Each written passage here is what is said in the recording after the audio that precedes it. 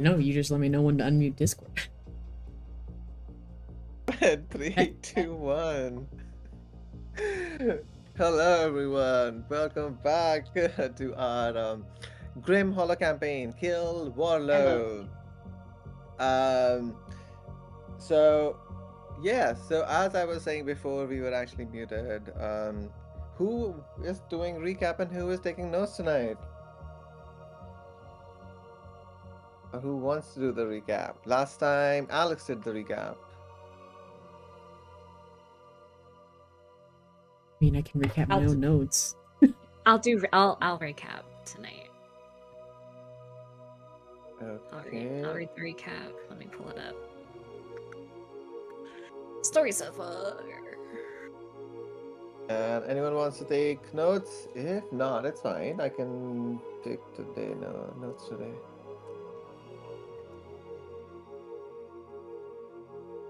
Alright, I can do the notes tonight. Alright, then... Alright, Mickey, I can do notes. You sure? Yeah. Boone could use all the help he can get with this fight. Because I've been rolling like garbage, so yeah, I'll do the notes. Okay. Thank you. Alright, so... Nat, take it away for the recap. Alrighty, thank you, Sia, for the notes from last week. Alright, entering the inn, Valia is tired from the day and unfortunately is unable to dodge the net that comes flying in to capture her. And out of the shadows come 3 goblins and they're looking to lay a trap for the Volatones. Unfortunately, our group is what walked in. Annoyed with them and with some not so great rolls to convince the trio of goblins, we are fleeced of 15 gold just to stay at the rundown abandoned tavern.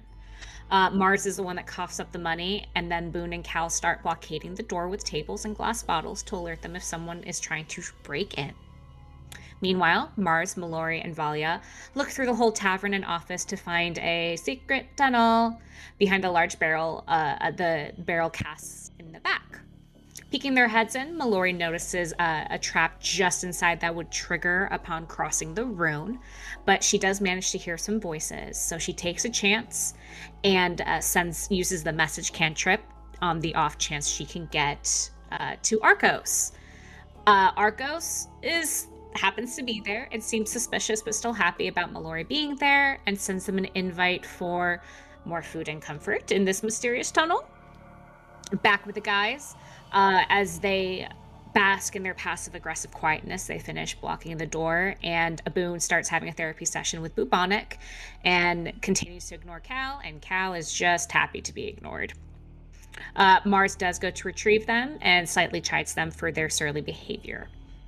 As the group enters, they can sense tension in the space as they come upon the secret tavern that the Ebon Syndicate have made. Most are seated with weapons around the tables, not really partaking in usual evening merriment. Arcos jokes to Mallory about fulfilling the job to kill the Volatant leader, Stanislava. Mars does attempt to soothe the room and bring peace of mind to those present, but the tension is too high and she's met with the wrong end of crossbows. She is offended twice in the day by the members of the syndicate and rebuffs any apology from Arcos, dipping into the back room away from everyone else, followed by Valia and Cal, and Boone guards the door. Meanwhile, Mallory sits with Arcos and he explains that things have gone very poorly with the Volatants and that's why everyone is on edge. Mallory tries to reset the conversation to understand what has all been going on. Arcos says that his nephew was taken by the Volatant. The Blackguard have also been involved, and that some houses have been raided by the Blood Court. Mallory tells Arcos about their invitation to see the Viscount while Valia snags Bubonic back from Boone. Mars is planning, and Cal is ruminating on the events at the bathhouse. Klein.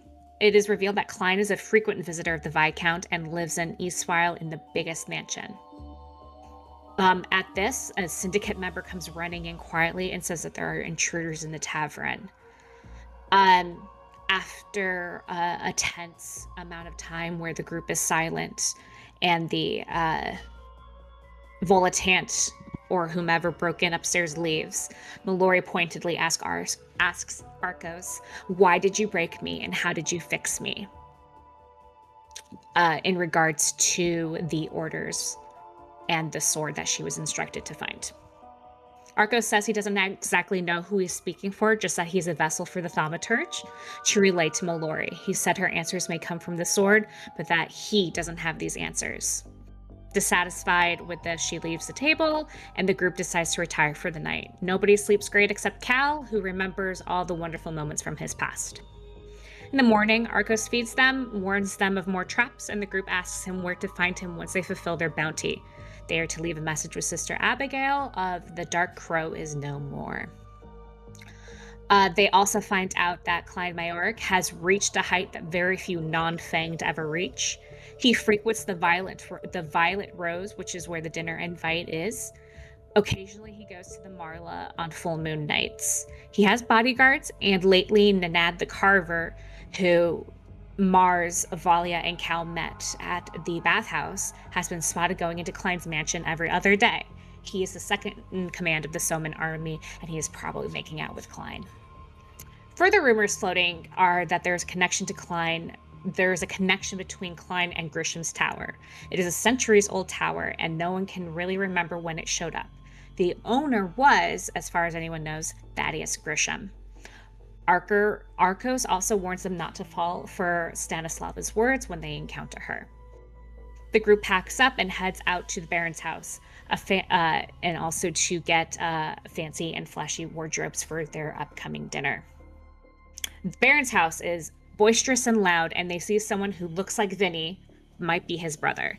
The whispers around them are all from the Soman army about kicking Ravo's ass. No one can see any Volantants, but they do see the guards. Boone catches Vinny's scent, but it still could just be his brother, and they follow the man down the stairs where they hear the sound of cheering and yelling, finding an arena with up to 100 people hollering around with a 3-on-3 fight happening. And then our group decides to jump into the fight pit, and now we are trying not to die. And that's Regina Stungley.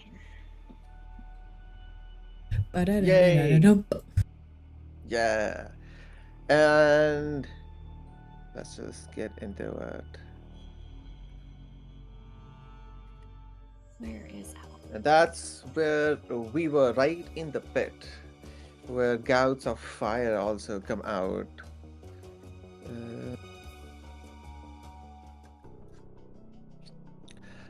You all were fighting the reigning champions for now, with a total winning power of like 1,500 gold that has been collected. The cheers and jeers of the crowd is escalating as the fight has barely started, but we all know how this goes. So we were at the top of the round, and yeah, the fire had already gone out. This is round number 3. Cal, you are up. Cal and Boone both made their wisdom save, so they're not going feral in today at least. Cal, you're up with Holgun next, followed by Mallory. Cool. Bonus action, he'll go ahead and roll his D12 hit dice to try and get some healing back. Oh, nice. Alright, that is a 12. Ooh, good. So he will heal 12. Get him back up to 25. Nice. He is gonna take the opportunity attack and move away from Hogan. And I forget that Kyle can move through other people's faces, and opportunity attacks have disadvantage against him because of his subclass. Wow. So he's actually going to move through Norsh's space to get on this side of him. All right. Hogan doesn't take the opportunity attack. Sees you go away. Sees Norsh is still there. So, like, not worried about you. And focus on Mallory for now. All right, that was your move. Okay. And he'll take 2 attacks against Norsh. Alright. Not 2 attacks, 1 attack. Sorry, we're not level 5 yet. 1 attack Yeah. against Norsh.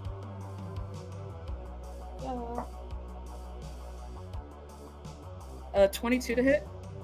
Yes. All right, and he will also pack on, I believe it's his final extra D8 of damage. Yes. Yes, okay. So... where's the-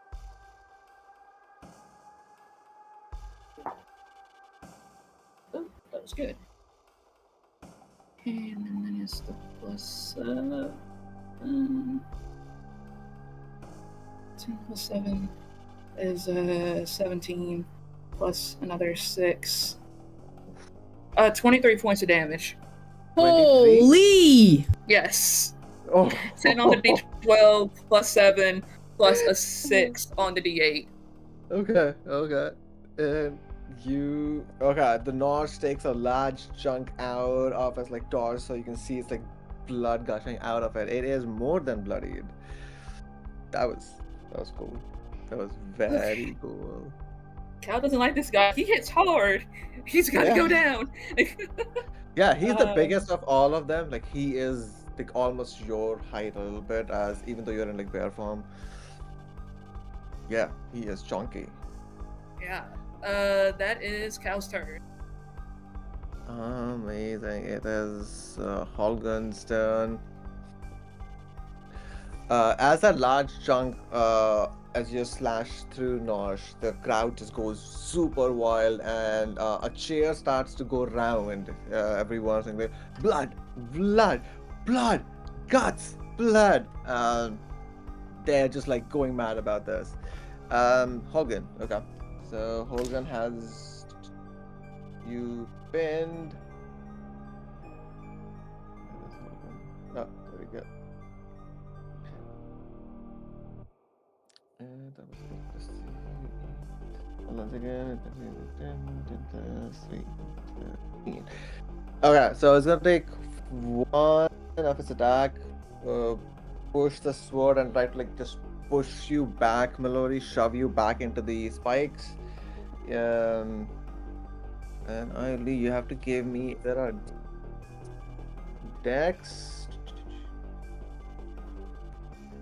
Yeah, you're gonna give me the strength or Dex saving throw. Is it against being restrained or just? No, it's just A like saving throw. shoving you Okay. in the spikes. If it succeeds, then you're pushed 5 feet away. Okay. I don't want that dice. I want this dice. Actually, you know what? No, he is going to shove you, but he's trying to like grab hold of you and. No. You know what? Go for it. Yeah, he's shoving you in this. He's throwing me into the pushing me into the thing. So Okay. Dex or strength saving throw. Okay, that was 14. All right, you succeed. He is unable to like grab hold of you and push you. So instead, let's go and just gonna do slash attack against you. Sorry, it's gonna be. Nope. Plus 5, 8. 8 will miss completely. Yep.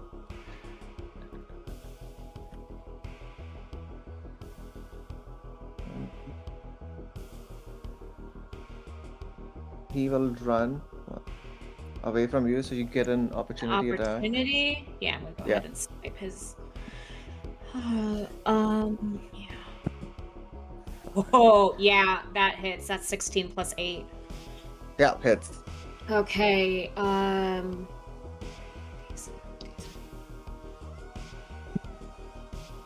Okay, that's 5, so that's 11 points of piercing damage, and this is going to be 11 piercing, right?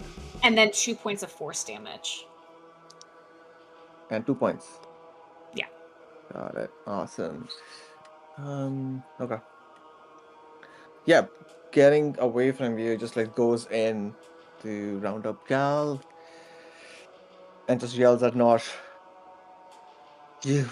I'll help you. We take out the big guy. Melody, you are actually up with Valia on deck. Mallory rolls her shoulders and stalks up behind Norsh, since this asshole's bloody, and she's going to attack him. Nice. And So you I get get advantage. Yeah. And I also, yeah. Oh, natural 19, that's, yeah. 19 plus Alright, cool. 8.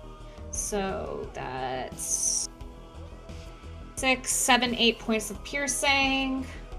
8 points of piercing. Nice. 3 points of force, and then let me roll that sneak attack.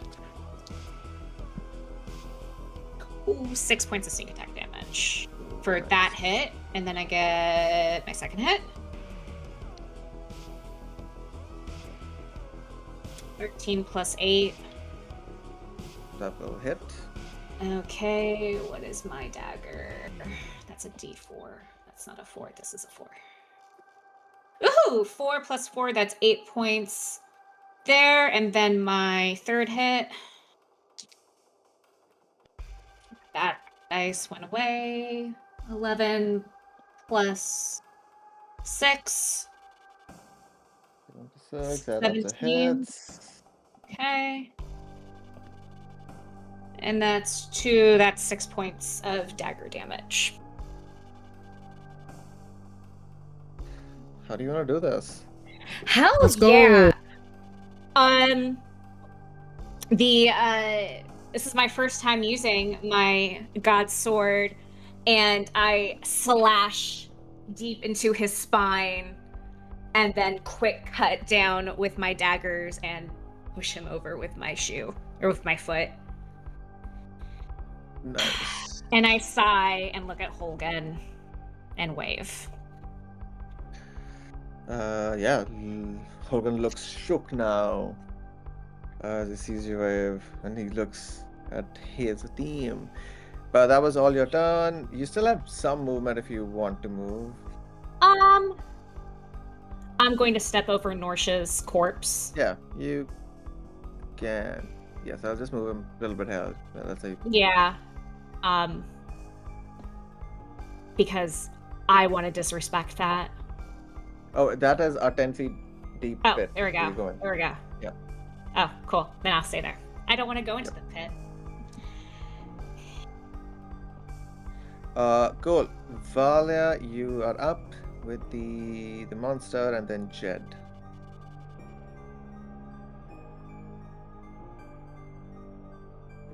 Okay,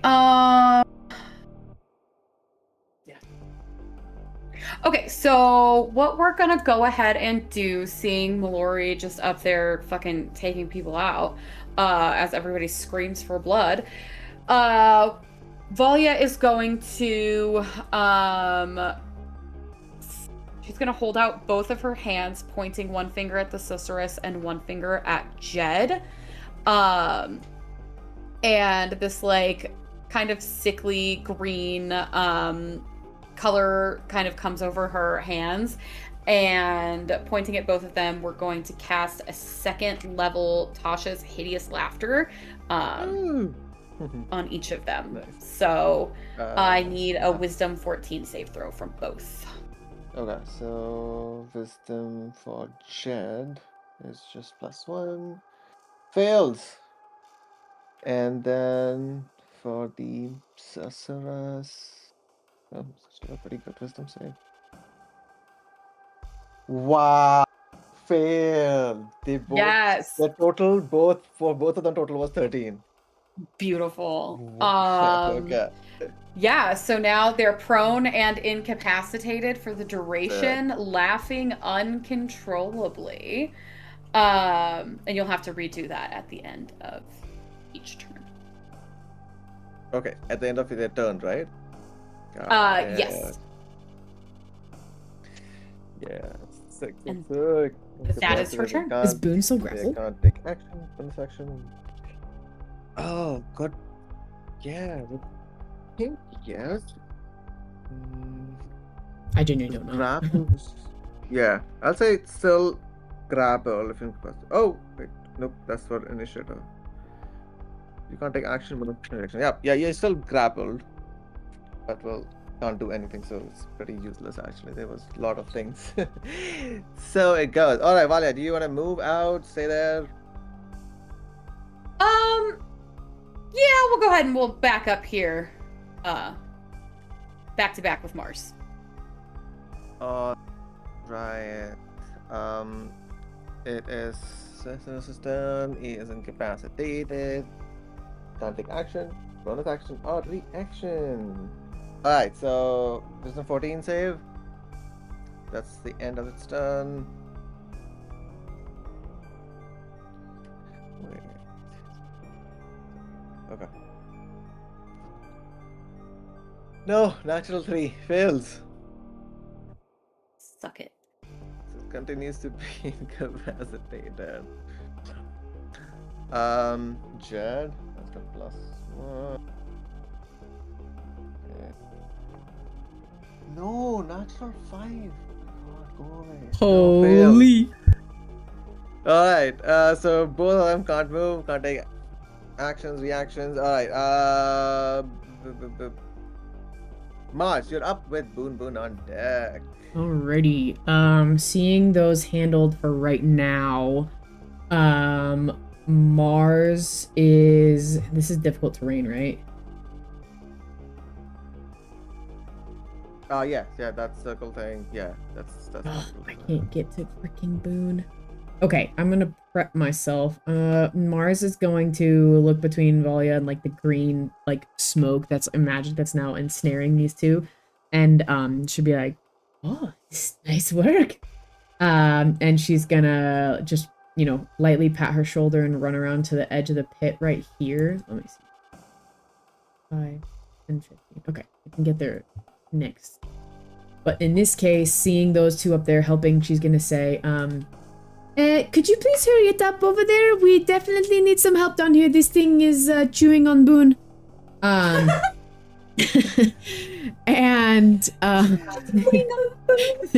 I'm going to cast first level Dissonant Whispers on Holgan. Oh. Ooh. Okay. And that's Wisdom 15. Reaction. Wisdom 15. It's got 0. Nope, natural 4. God. Beautiful. Oh, yeah, nice. Okay, Yeah. so And that's that uses reaction, right? yeah. I'll to run read away. it to you, and I think this is So where we that's discovered that it Yeah, does that you trigger get an op opportunity attack. Yes. Yes. So that is 5, 9, 12 points of psychic damage. This was on Holgan, right? Yes. Yeah. 12 psychic. Nice. Yeah, hopefully doing some damage there. 12 psychic, and yeah, using its reaction, it has to move as far away as it can. Yep, and that will trigger op attack from Cal. Yeah. Goes away with 3, 4 all the way to the gate and starts screaming as it's looking around you, and just starts screaming like, no, I don't bite me. I don't want to give my blood.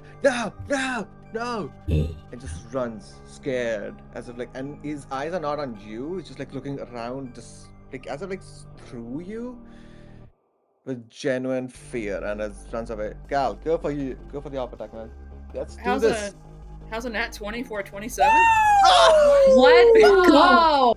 Well, Hell yeah! and what I love so much Crucial. here is that the literal words of the spell say it hears a discordant melody. So like all they see is Mars just pulling out a harp in the middle of a battlefield and just like start playing some music. And then this person is just screaming and running away. And they're like, what? And then Cal's like, boom! All right, go I mean, I'll give it to you. This is how you want to do this for sure. But roll Okay. that damage because it is brutal, right? We do brutal crit. Yeah. So okay, so that's automatically 12 plus the modifier is 7. So that's automatically 19 points of damage, and I just rolled a 6. So 25 points of damage. 25. Let's go. Yeah, how do you do this? So- Just followed up like Mars's cue, like hearing her say that, and then as seeing Mars do something to this guy, as soon as he starts to run away, it almost lines up the shot perfectly, and Cal just in his bigger form comes down with all his might with a roar and just kind of cleaves through from like where neck meets shoulder and just goes down as far as he can. Just trying to split. Ooh. The crowd goes wild. That's another body drop, and just the cheers just go wild. Like yes.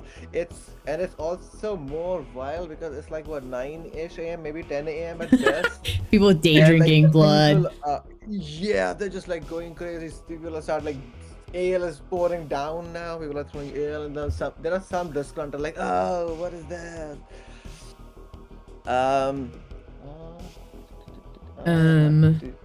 So then what I will do is, after looking up that way across the pit, Mars will then look down to Boone and say, I think you probably want to get away from that strange porous creature. And I will use my bonus action to give Boone a bardic. Ooh, nice, There nice, we nice. go. So I was here 5, 10, 15, 20, 25 to get out of the way. And I think that is my turn. That was an awesome turn. Alright, Boone, it's your turn. You are grappled, but you can take actions, I think, freely. Yes, I can still take an action. So Boone kind of looks like, you know, when a dog gets stuck somewhere and it's just panic in the eyes and their legs just sort of flail everywhere until they get free. That's sort of what he looks like. Amazing. So he is going to definitely try to break free of this grapple because he's doing no good to anybody. Being so close to this creature. So, is it just a strength saving throw? I believe it is. Strength or dex. I think, yeah. Yeah, it says grapple, so I think it has grapple. Strength or dex. Yeah. Okay. Well, and here goes nothing. With the d6 from Mars. Is that 19? Yeah, that's gonna be a 20. 30? A 30? It's a 30 to break free. Yeah, you break free, and you break free with such a force. That was a strength, right, or dex? That was strength. That was a strength saving throw. That was strength. Okay. I rolled a 19 plus 6, and then I rolled a 5 on the d6. Okay. You break free with such a force that you feel, you see its arm that was like grabbing you, almost like stretched, like its shoulder, almost like stretching away, and you can see a little bit of tears come up. Alright, that was your action. You still have your movement and any bonus action. Yeah, so I get 40 feet of movement, so I am going to just... Okay. Fuck. Oh my god. Wait, I'll do... Oh, shit. 5, 10, 15, 20, 25. He's gonna move there. And as a bonus action is going to use a second wind Oh, nice. to get some health points back. And that will be his turn. Oh, that's amazing. 7 HP back. And you get no off attacks. Great. Alright, Boon.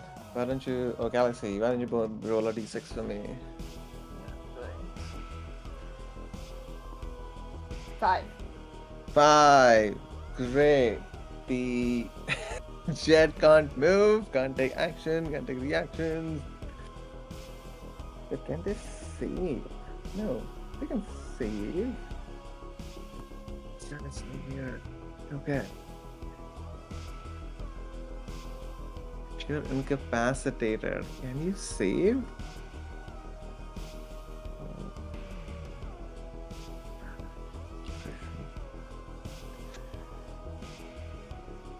Okay. Let's see. So that was how much is it's not a lot. Okay, so let's see, Dex. Oh wow, Dex is negative. Right.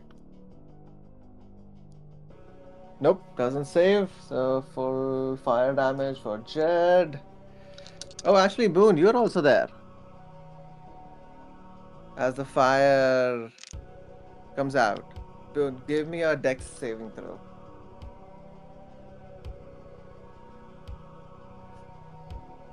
Uh, 13. Okay. You saved. You take 7 points of fire damage. So what I just healed. Cool. The fire comes back. Blasts out, and you see Jed is not doing well. Bloodied. Back. Top. Cal, you are up. 2 have down Cal. After Cal is gonna be Valori. Okay. You said to get down into the pit and get out is 10 feet for each one? Yeah, the pit is like 10 feet down, yeah. Okay. Just to make sure he'll have enough movement, he'll activate one use of his burst of speed that gives him 30 feet of extra movement. So that gives him 70 total feet of movement. Just to make sure he can get across. Transformations! And he Sick. ignores difficult terrain as well. As soon as you jump into the pit, Uh-huh. it breaks away. Oh, And okay. stuff. God damn it. You are falling down. So because you jumped, right, pretty much, you can't do any deck save. He has a climb speed. Could he have, like, Yeah. you know? But yeah, no, he's falling in. Yeah. I'll actually give you a deck save. Because you Okay. can still, like, in bear mode, you can just still grab onto the side. But because you are activating your super speed in a way, Yes. so you tell me if it sounds fair. I want you to make a deck save at disadvantage. I say that's fair. Yeah. All right. DC. I'll make it DC 15. I'm gonna use. Should I use my inspiration? Because that was a You can. 14. So Okay. inspiration is if you roll, and you have to then re-roll and take the new result. So Okay. roll first. See if you take fate points and fate points. Yes, you can always add those. Dump it. Yeah, if you dump had them any in. fate points, because you had a 14 and you needed a 15, did you have 1 point? Let me check my tracker. According to my tracker, I have none. I mean, did you? If you forgot to track them last game, that just kind of sucks. But did. if you literally missed Yeah. any attack or any save, you would have had some. Yeah, I know I did miss at least one thing last session, but not having tracked it, you know, that's on me. Yeah.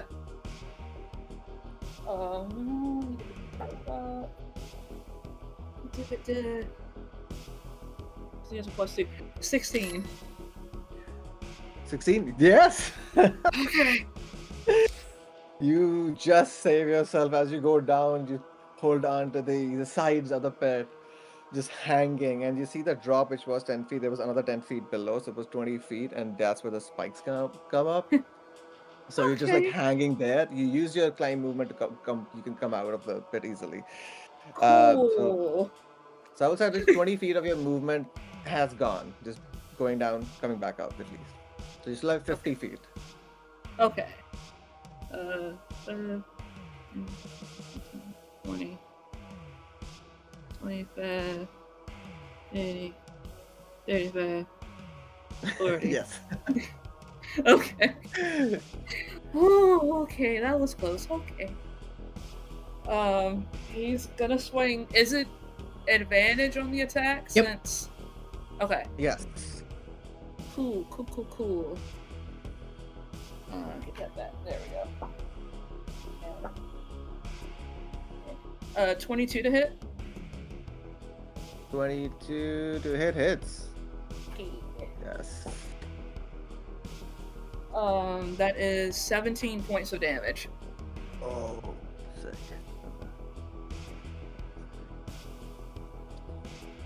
17, right? This is just slashing. Yes. All right. Slashing. Yes. You have bloodied it, and as you have bloodied it, it's just a thing. All the pores that are going through it, there's this almost this mist or like fog starts to just burst out.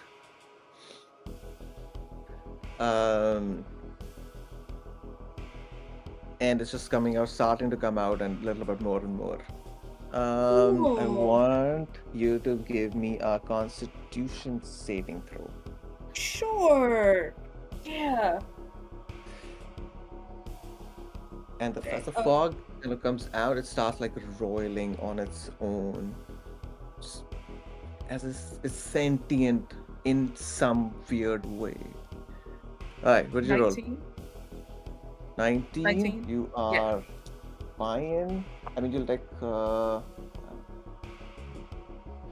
9 points of poison damage. Poison damage, sorry. 9 points of poison damage, and are not Okay. poisoned. Bonus action, he'll use the hit Yes. dice. Okay. Actually, the bonus action, he'll take a healing potion. Oh, that, yep. Sick. Okay, I'll get that rolled up.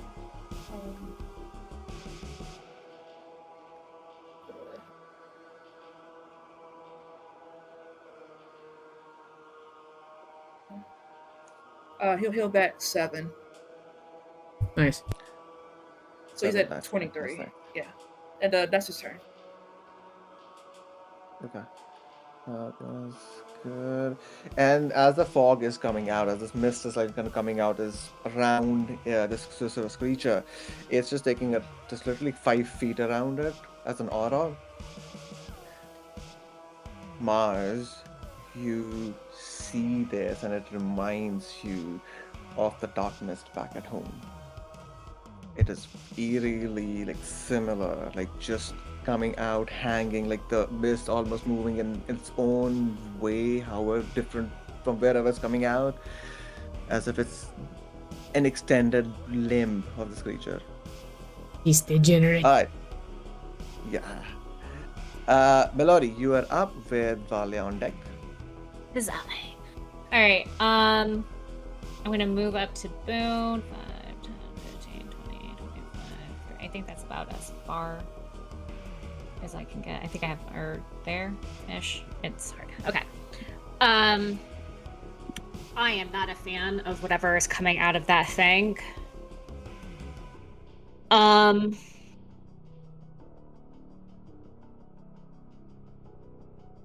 And I do not want to get closer to that. I'm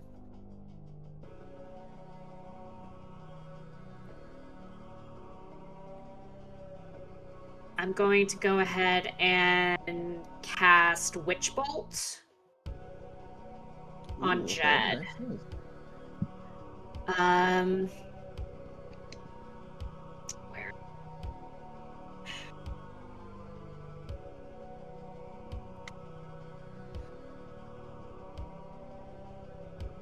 Okay, 16? 16 to hit Jed. Hits. That hits. Nice. Okay, so that's 2d12. Where's my d12s? Witch bolt is concentration, right? Yes. Okay. Yeah, these are 12s. Okay.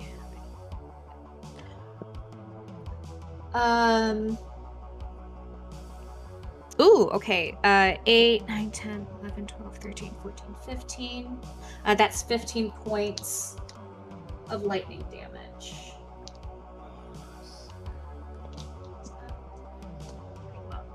And I'm gonna look over at Boone. Hey, nice that you're joining the party. Wait, how much was the damage? No, 13. No. It was I think you 8 said plus 11. 7. Oh, never mind. Yeah. 8, 9, 10, 15. 11, 12, 13. Yeah. What do I have my bonus action? 8 plus 7 is 15. Yeah, Yes. 15. Alright, Jed is also looking rough as that lightning goes through, and you see Jed already incapacitated. Just moving on the spot, shaking, and the crowd is just going wild, and we're like, in the pit, just everyone joining it as the pit had opened up. Okay, Melody, anything for you? That was your action. There was some movement. Yeah, I'm good. I don't have anything else for a bonus action, so I'm good. Got it. Alright, Valia, you're up, and then Cicerus, it can't do anything except saving throw. Yes. Okay. So, both are still racked with laughter. How does something with We all are- those holes laugh?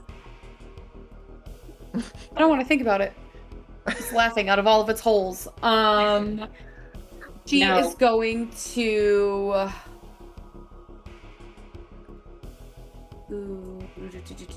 Yeah, so looking at Jed, she's going to the finger that was pointing at her, she's gonna snap her fingers, and that green like smoke is gonna flare up around them, and she's going to cast Toll the Dead. Oh. And so Nice, that okay. is going to be a I need a wisdom 14 saving throw. From Jed, right? Yes. Wisdom 14. Oh, that's only +1. Alright.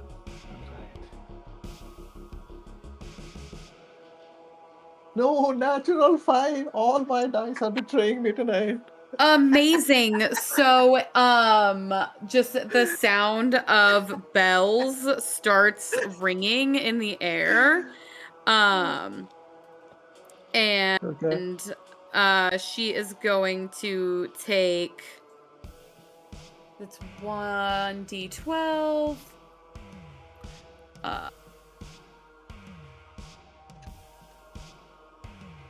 Oh my god. 1 point. What? No! No. Yep. Oh my. Yep. Valia, Yeah. no! Do you want to use inspiration? You can. read You the know whole what? thing. You know what? I do. Wait, hold on, hold on. Want to use my heroic inspiration. You know what? Normally, I think it's not. No, you. It is. Any die. Yeah, it's any die. Yes, you can. There you go. Yeah, we're gonna go ahead and do that. Yes. 6. It is 5 times better than 1. Yes. Yes. I'll take it. Take it. Yeah. You see Jed's body already like shaking, convulsing right now. Her pallor like becomes even more paler as blood starts like pour out of her mouth. Sick. Okay, that was your action. Your bonus move. No, she's good. She's good where she's at. Awesome. Okay, it is Sorceress. Can't do anything. Is also prone. Actually, it will at least. No, it can't get up because of the whole thing. Okay. What's the what's the DC for Wisdom? For Tasha's, it's 14. 13, right? Okay, I'll ask my number 4 D20. Let's see. No, 9! Just 4, 13. Beautiful. This is one of those moments when being a cleric feels so worth it. This sort of continues to just. It's all of it's like 4 legs or 2 arms, 2 legs, whatever you see, I want to call it. They're all up in the air. Looking for scratches. That is its turn. Jed. Oh, Jed has got. That's also 14. No, natural 8 plus 1. Nope. Nope. Alright, Mars, you're up with Boon Boon on deck. Jed is looking rough, and Sulas is bloodied. Okay. Let's see. Can't do any ranged stuff because it's a disadvantage. Ow, I don't have a lot of cantrips. Okay. Wait, hang on. Oh, wait, no, never mind. That's not gonna be super effective. I thought it was the other one. I will look through any other attack.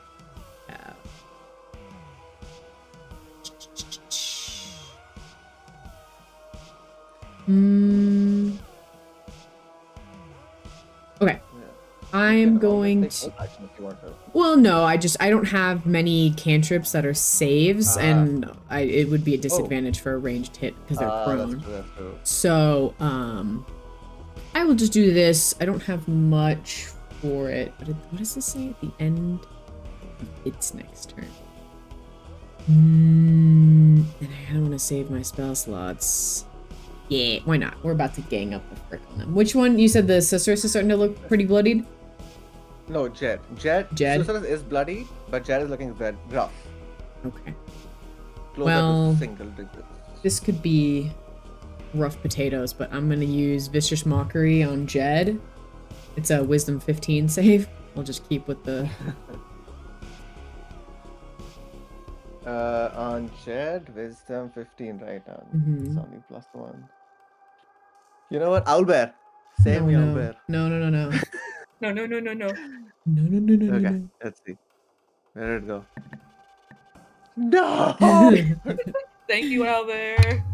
Oh, I actually rolled really good. 5 points of psychic damage. Ooh, that's nice. 5 points of psychic on Jed, right? Yeah.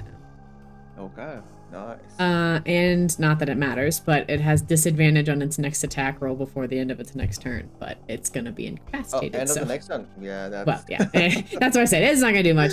But I will also bonus action again. Let's see who's coming up. Boon.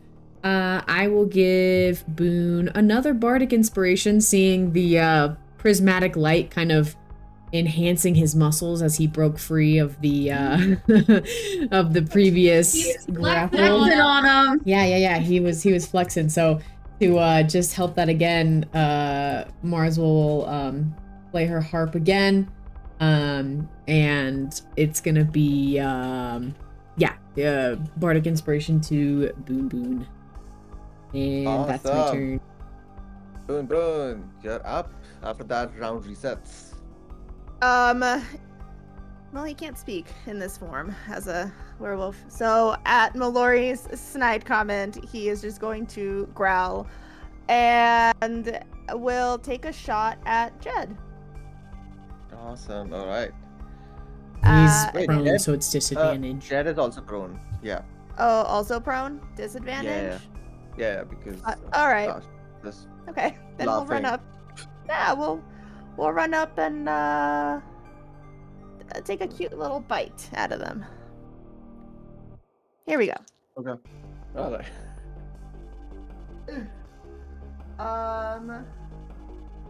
That is a natural 18 for, I think it's gonna be a 22, Heck yeah. 24 to hit. Okay.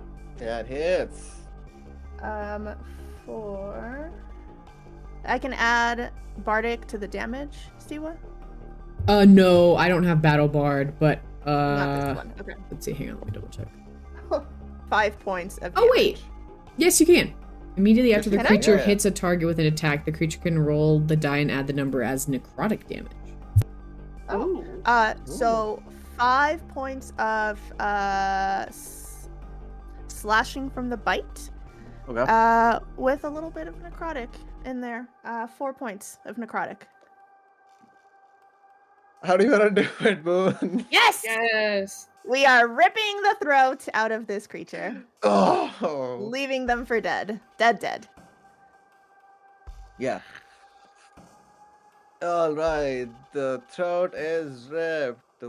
The crowd suddenly stops, like just seeing this extreme behavior, and then. Okay, I'm about to say. That's my boy, yeah. It's like someone randomly shouts out, and people are like, yeah, looking at this person. Yeah, the crowd is definitely going nuts now, seeing this amazing display of bloodiness more than anything. Alright, Dad, do you want to move, Boone? Because the fire gout, you're in the way. You know that now, for sure. Am I in the 5 feet of that? No, Of no, that, no, the fire thing that happens at the top of the round thing. Oh, the fire thing that happens at the top of the round. Yes. Boone is going to 5, 10, 15, 20. He's going to move back to where he was standing. Oh, good lord. There's so much happening. Help Just me, hit undo, please. you're fine. You can just hit undo. And then bonus action will use his last second where one. you are, you can, but where you are, that was also in the fire cone.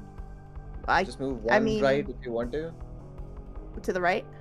Yeah, to the right-ish, you can. But, you want to do Sentinel? Sentinel. I don't have Sentinel. Oh, What? okay. No, I thought you said you wanted to do something. Okay. A second wind. Oh, second one, yeah. for it. Hey, nice. Healing for 12. Right. Valia, roll a 1d6. Let's see if fire still comes back again or something else. That's a 3. That's a 3. Thankfully, none of you are in that. As a lightning breaks out from the other side.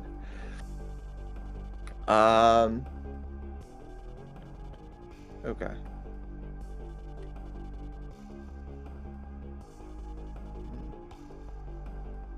We have 5 minutes before the break. You might be able to get this or not. You know what? Let's take a break right now. If that's okay. We'll just come back and then get on this. Okay, Wait. sounds good. Is that okay? Yeah, yeet. Yeah. Yeah. Yep, sounds good. Okay, Alright. let's take a 10 minutes break. And then we'll be back. Perfect.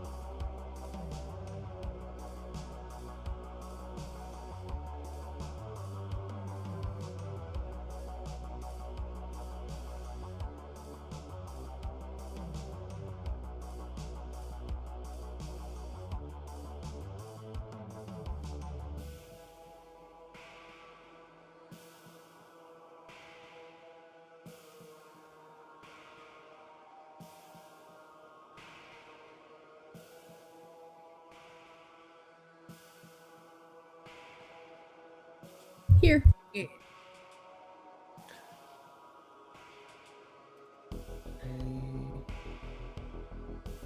Nat, you're also back?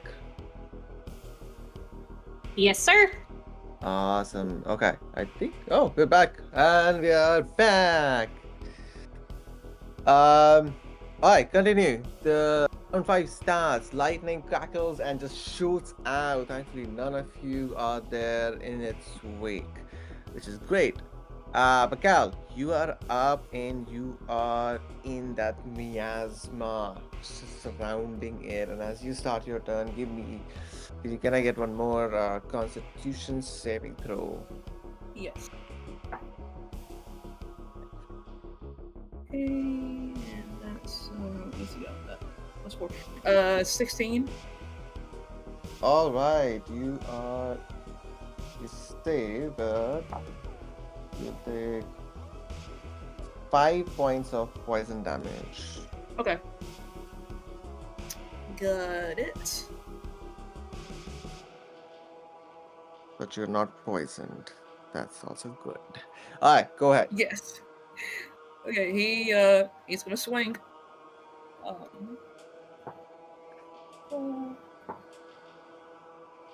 With advantage, that's another nat 20. Holy Lord. Amazing, amazing. All right, let's roll. That is a 6. Okay, so 12 plus a 7, 19, plus the roll 6, 25.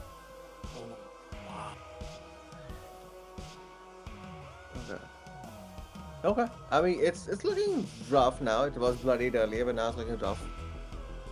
Okay, Cal's gonna be smart this time and step out of the aura of Sick. yuckiness. And bonus action, he'll roll a hit die. Oh, nice. He will heal back 5. So you're back to 20... 23. 23, right? Yeah, okay. Any bonus action from you? That was a bonus action. That was a bonus Hit action. dice. Yeah, that was a bonus action. So that's his turn. Okay. Mallory, you are up with Valia on deck. So, because Boone ripped Jed's throat out, I am no longer concentrating on witch bolts. That's true. We're gonna go ahead and 5 foot step back, just so I know I'm out of range if that fire burst comes out, and I am not getting close to that thing. So we're gonna pull out our trusty short bow, and we're just gonna hit it with an arrow. You have to be at disadvantage unless you go back to where you were and you don't move and you use steady aim. It's gonna be disadvantage. It's Yeah, prone. because it's prone. Any Prone. ranged attack is Gotcha. prone Yeah. for projectiles. I didn't. I forgot I was prone. But- Thank you. But melee attacks have advantage on prone. Right, but I also have disadvantage on all my con saves now, so Oh. For reasons. for reasons. Well, yeah. I was gonna say we. All right, that's 18 plus 6. Oh, hits. 1d6 plus lower. That's 6 points of damage. Nice. 6 points of damage. Nice. Alright. Anything else from Mallory?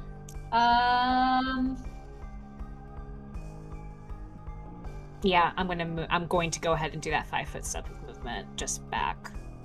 Okay.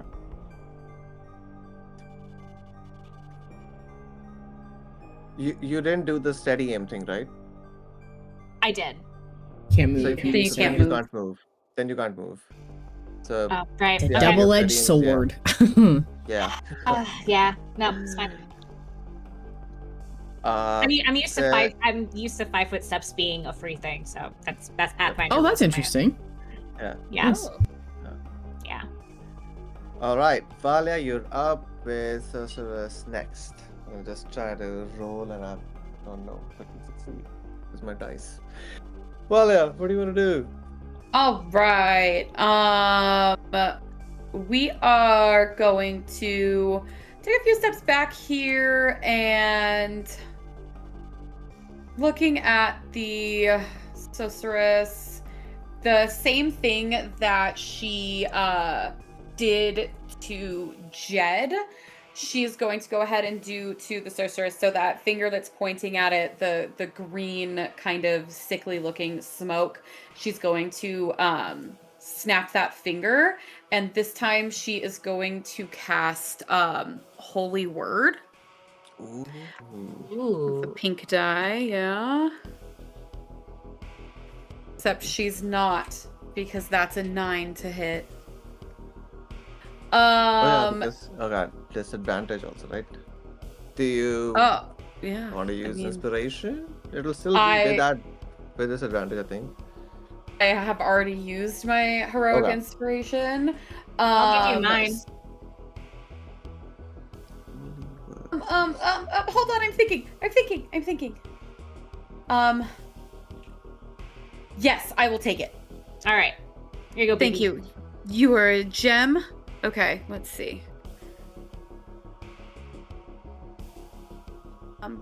That was only an 8 with disadvantage, so never mind. She snaps her fingers, but the smoke around her hand just kind of fizzles out on that one, and nothing happens. Okay.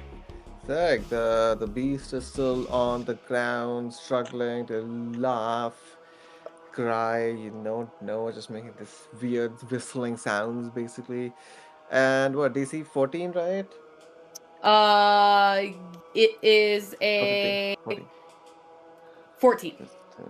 Wisdom, okay. It has a +4. You know what, Owlbear, I trust you. You can do this.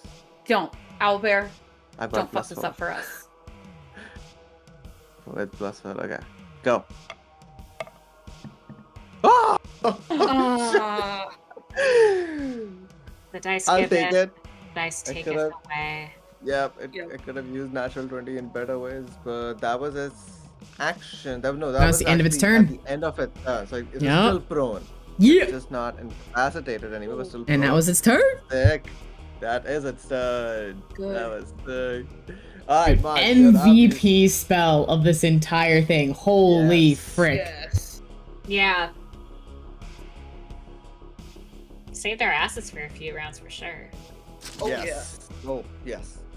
Like saved boon. That grapple thing Yeah. has an additional thing if it's on its own. But anyways. Alright, Mars, you're up with Boon Boon on deck. Okay.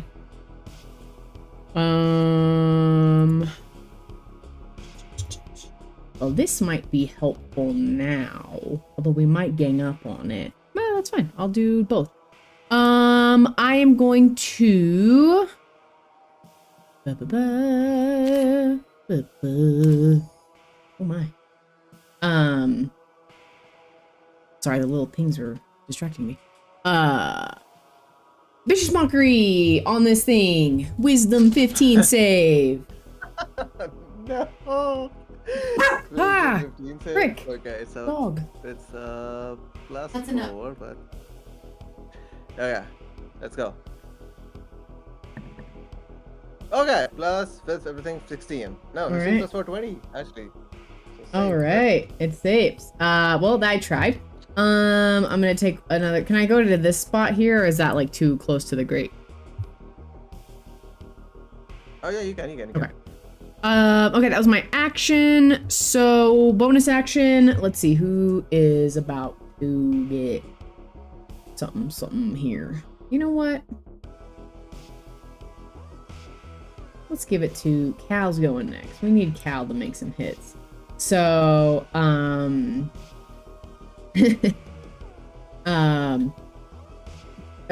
Mars is going to try to use her magic, and it slips off. This thing just has too many porous holes, and her music just goes right through it. And so instead she'll turn to Cal, who is a bear form, and it's gonna, the strings that she plucks is gonna sound like ba-na-na, ba-na-na-na, ba-ba-ba-ba-ba-ba-ba, for irony. Since nobody here is a tiger, we have everything but tigers. And give Gal inspiration and just say, please shred that thing to bits. Thank you, Cal. And that's my Kyle's like turn. bobbing his head along to the music, like, yeah. Amazing. Alright, that was Mars, everything. Boon, you're up, and then start of the round. All right. Okay. Boo, is it still prone? Yes, it is Yeah. still prone. Yes. Perfect. Last opportunity to get advantage on a bite attack, so he's gonna bound forward. Whoop, and take a bite attack. Alright, give me a Constitution saving throw first. 18. 18. Okay. You're not poisoned, but you take 8 points of poison damage. Perfect. And here comes the bite attack. Let's go. 17. 23 to hit. Oh yeah.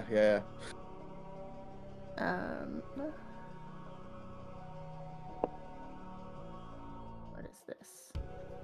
8 points of piercing damage.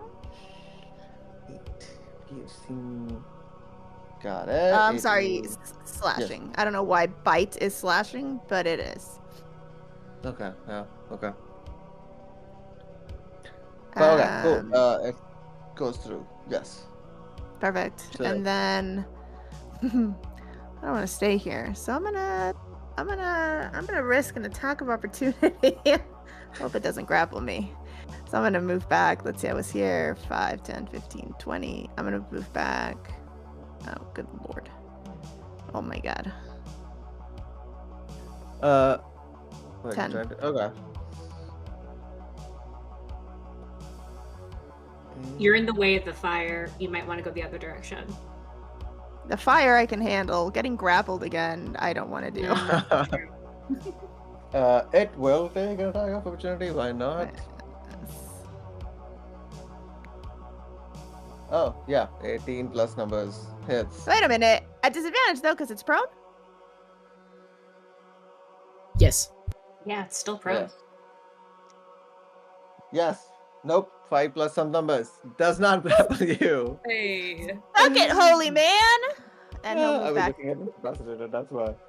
He'll Oh, move back yes. 10 feet. And yeah, he'll stay put. Amazing. You stay put. Alright, Mars, roll me a d6. Oh, Lanta. 6. 6. 5 comes back up.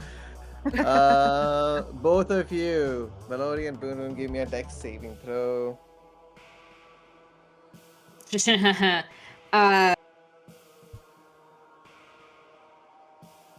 14. Okay, and Boon? I would rather not talk about it. That's a 7. You get a fate point. Okay.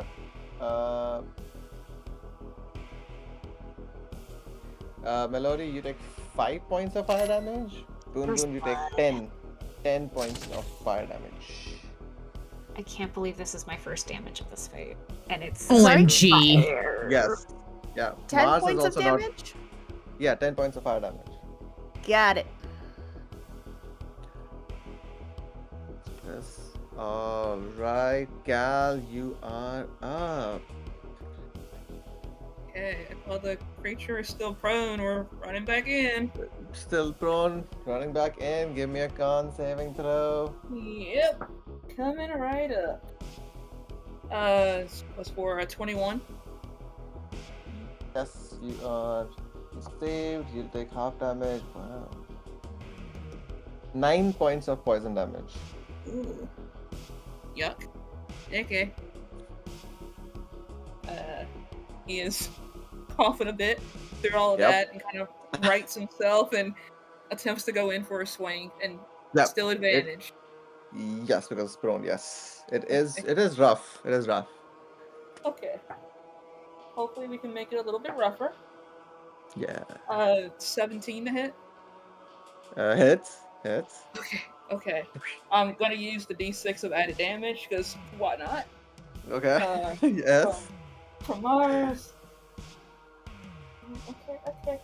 Okay. 7 plus 7 is 14 plus a 5 on the D6, so 19 points of damage. Sheesh! How do you want to do this, guys? Damn. Yes. He, in the midst of coughing, he just seeing where Boone did it and kind of already made a weak spot. He just drives in right there and just wants to kill this thing, get this done with. You drive your sword and you see your sword kind of gets stuck at the end. Like as soon as it goes through all the way in, and you're like, what? And you see its body starts to get brittle and harden up before it just like breaks down into these small pieces, like hundreds of pieces. And the mist that it was emanating, coming out of it, just like slowly just dissipates away. And as that happens, the crowd just immediately like, yeah, I told you I got my money back, yeah. They are cheering, they are just like ridiculously happy about it. Everything. And then Janiel also just comes out like, there, that is how you start your day, ladies and gentlemen. And giving out this, and people are just like cheering, hugging. A fight breaks out somewhere, you don't even know why or what, but the door opens up. The combat has ended, and one of the gates opens up, and you see there, Janiel kind of like comes down and just like waves you all to come up. And with that, we just switch to this, where you guys all were. You're all led upstairs away from the crowd, and people like try to give you high fives, and Janet just says like, "Woo, that was great. Come on in." Winnie was telling me all about you, by the way. You saved his life. I mean, I really thought it was dead. It's been over a year now. And he takes you into one of the rooms. We'll just use this. I'm just gonna place you guys here. You can sit. It's like an open room, and there are like two kind of like people just standing outside. One of them is inside. You can see they have the guards situation going on. And Chandler takes you, and you see Vinny is there looking like haggard. There are like 3 piles of blankets on him, and it's still a day, and he seems to be like shivering. He has like definitely sunken cheeks, pretty gaunt, dark under eyes, and this almost like raspy voice welcomes you to you all and says, "Oh, huh. I want to say good to see you, and I think it is good to see you." You are looking significantly better than the last time we encountered. Well, yes. It's a long road to even be close to better, but well, I'm not a rat anymore, so I'll take whatever I get. Well, and I assume that after everything you went through, you have possibly learned your lesson on some of the more nefarious things that you had been up to, yes?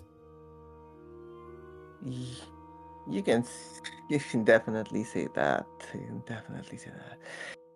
Ah, and you see Janel comes out with this heavy, like 5 bags, sits them down in a group and says, "That's your 1,500 gold as promised." And comes down with a smaller box and also gives you up, and that is extra for solving a problem of ours.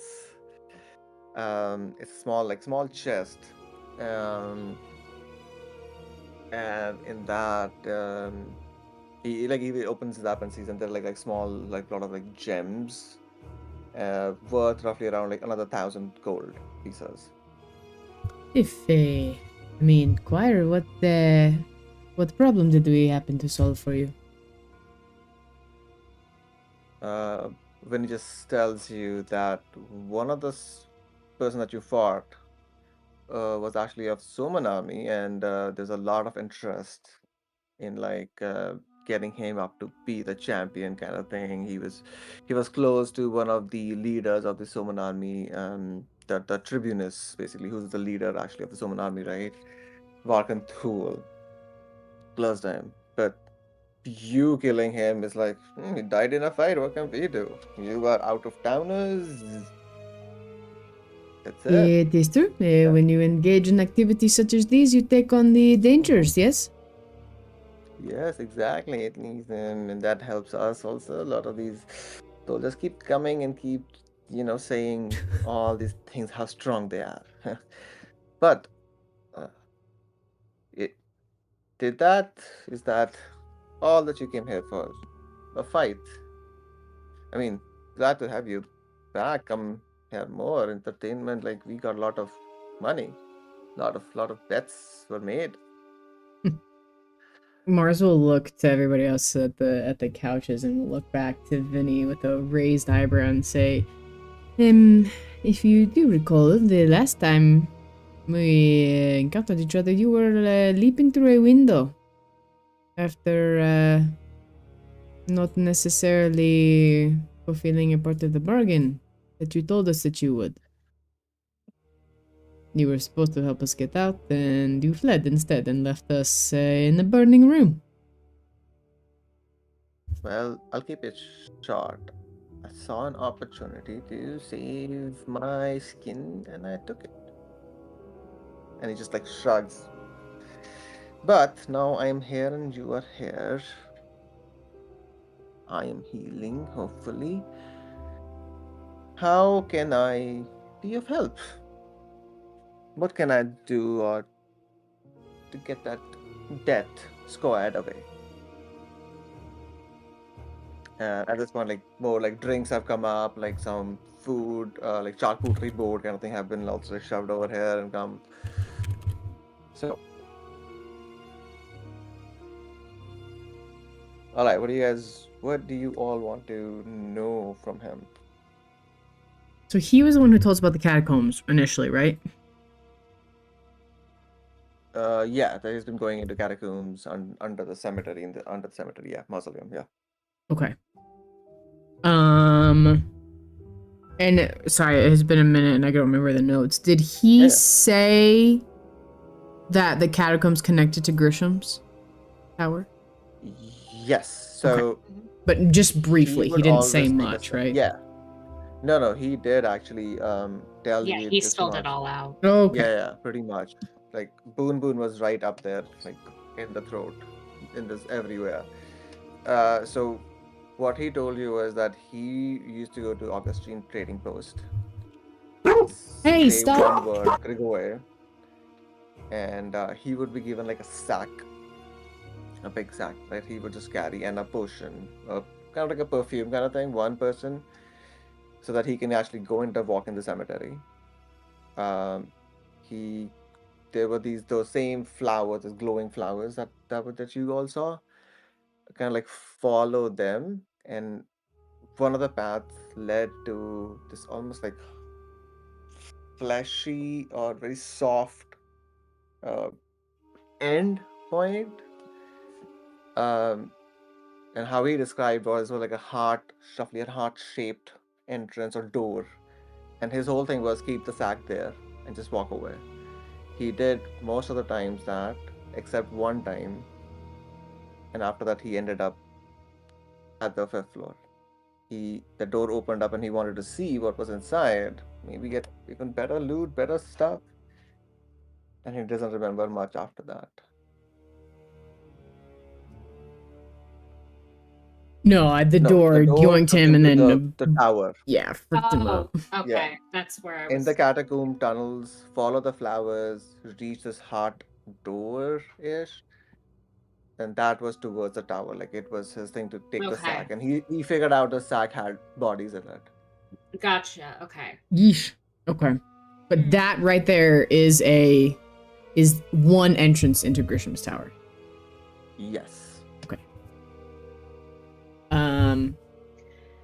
Well, From the sounds of it, it sounds like it sounds like the tower above table. It sounds like the tower's active, and like maybe that was like a security curse or something like that. well, I think he said that he remembers seeing somebody and they like took. I think there's just people in there and they just fricked him up. Okay. Yeah. Gotcha. Yeah. At this point, also, I will.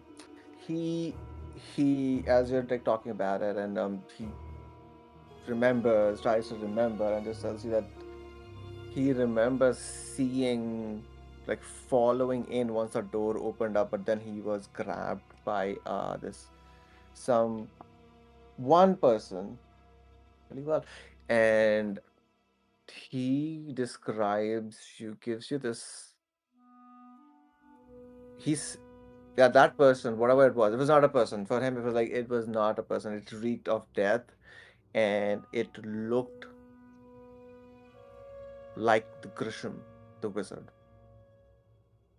Oh. Gross. Like he has seen the images, like somewhere, read about it a little bit here and there, but Grisham, the Thaddeus Grisham, because it was at one point a big topic, like, what is this? And he was also looking into it. That he saw something which reeked of death, which looked like Grisham in the tower. So Mickey, when we initially questioned him in the Marla, he didn't remember Grisham, but now he does? Yes. Okay. Sweet. I actually And think then that becomes one of my majors checked off. Hell yeah. Great job. Ooh. And if I can recall correctly, with what he said in the Marla, it was Grisham no, and then Grisham shoved this sword in his back. That he doesn't know, because all he knows is that he went there. Okay. He saw someone like grabbing him, reeking of death. And then Now he remembers Okay. vaguely. What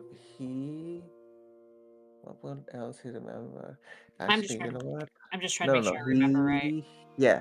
He also will tell you that with that. I rolled actually pretty nicely for it. Natural 18. Where the fuck were you when I was rolling into that? It's your card. He tells you about this brief glimpses that he saw this almost as green light. He heard some more voices and screams, and he saw something which looked like, he would describe it as like a lab setup, Okay. like a lot of like glass jars, something in them, some weird tools that he doesn't know what they were. Torture But, tools. good thing. Mickey, from his description, does that kind of setup sound familiar to me? Yes. Yeah, to you, actually, yes, it would sound familiar to you. Whatever he's telling you and describing a little bit, bits and pieces also, it would look like a wizard's alchemical lab in that ways. Yeah. Yep. Okay, cool.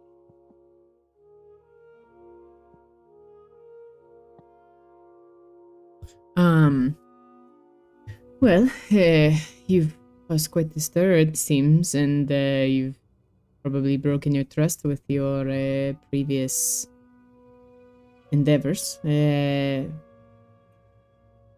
do you go from here? Because we still have business here, but you do not. No, Mr. I think I'm gonna go far away as far as I can. I'm just not in the condition to any from the blankets. He somehow turns and squeezes and shows you his legs, which are like withered away, and one of them is like completely like in a cast because he jumped 5 floors. Uh, so and you see that he's in no condition to actually walk right now. So he tells you that at least for some time he's gonna be here. Then as soon as he can, he will like go far away. Well, above table, I don't think I have any more questions for him, and homie's got a pitiful life ahead of him with a freaking fricked up Yeah. leg, so, I mean, I know he was annoying, but Mars doesn't feel any particular need to kill him in broad daylight in front of his brother. No.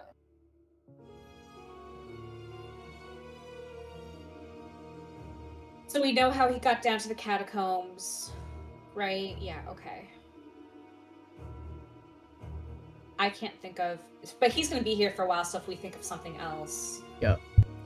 Then we can come back and find him. I want to pivot. Nilori wants to pivot very briefly from Vinny to look at his brother, and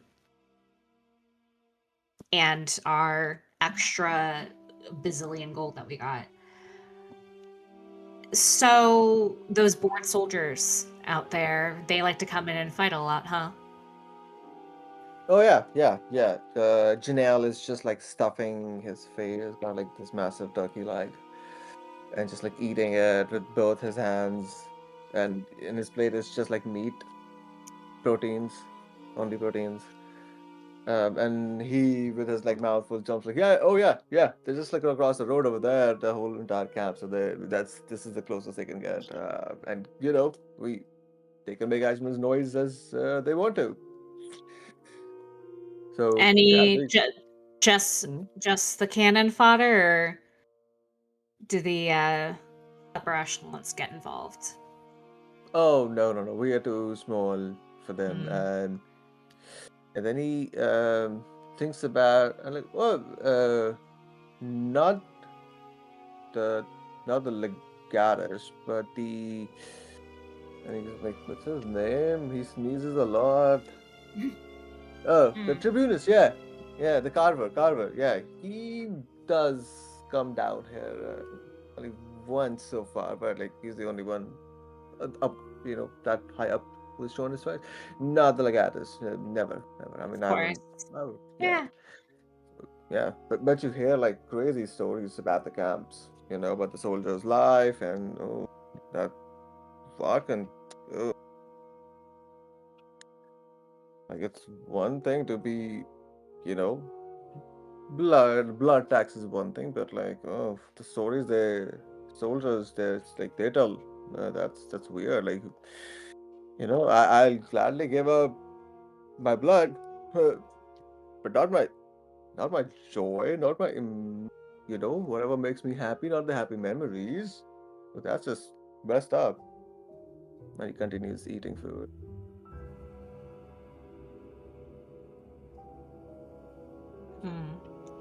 Mallory is going. Okay, I'm a little. Nikki, can. I'm sorry, my headphones are being a little weird. What is he saying that the soldiers are giving up that's messed Okay. up? So as he says that, Balya, can I get a history check from you? Yeah. With advantage. Advantage. That's 13. 13. Okay. So as Janel was talking about blood, giving up blood, but emotions, joys. It's you remember these things from your time that, well, vampires, blood makes sense. And there's blood tax over here in Fallowheart also. Everywhere in Austrian Empire, there is blood tax. Uh, there are some, very rarely, some vampires that don't feed on blood, but they feed on emotions, and specifically a specific type of an emotion, joy, or maybe just despair or hatred. And they like to keep it as a secret because the nobility, they find vampires like these just disgusting. They don't like these vampires, like who would feed on emotions, and they understand that it could be, but they don't want to keep them close by.